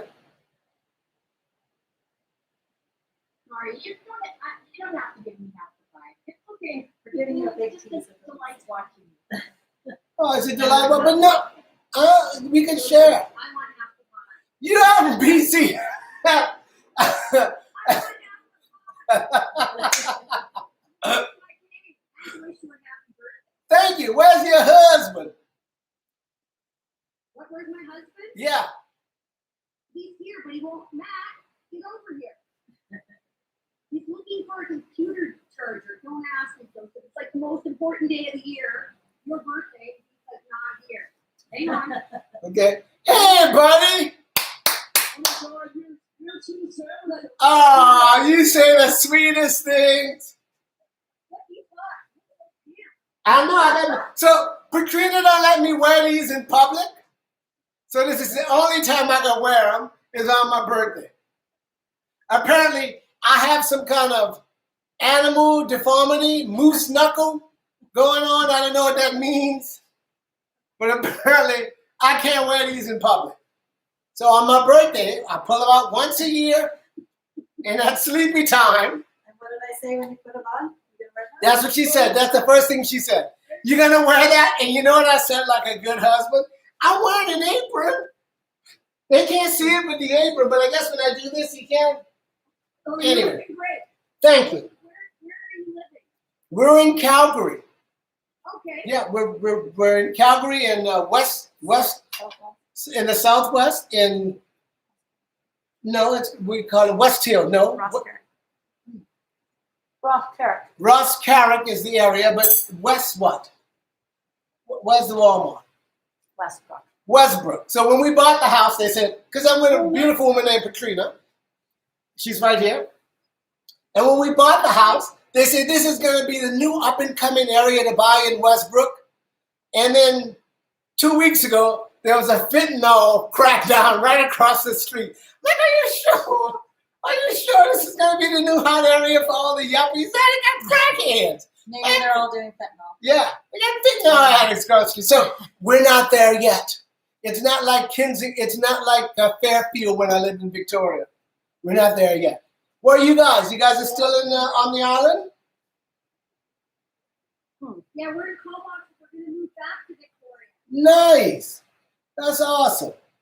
I think of that often because I was working for an environmental company as a corporate chef, but due to COVID, I'm doing these cooking classes, and you can kind of do them from anywhere.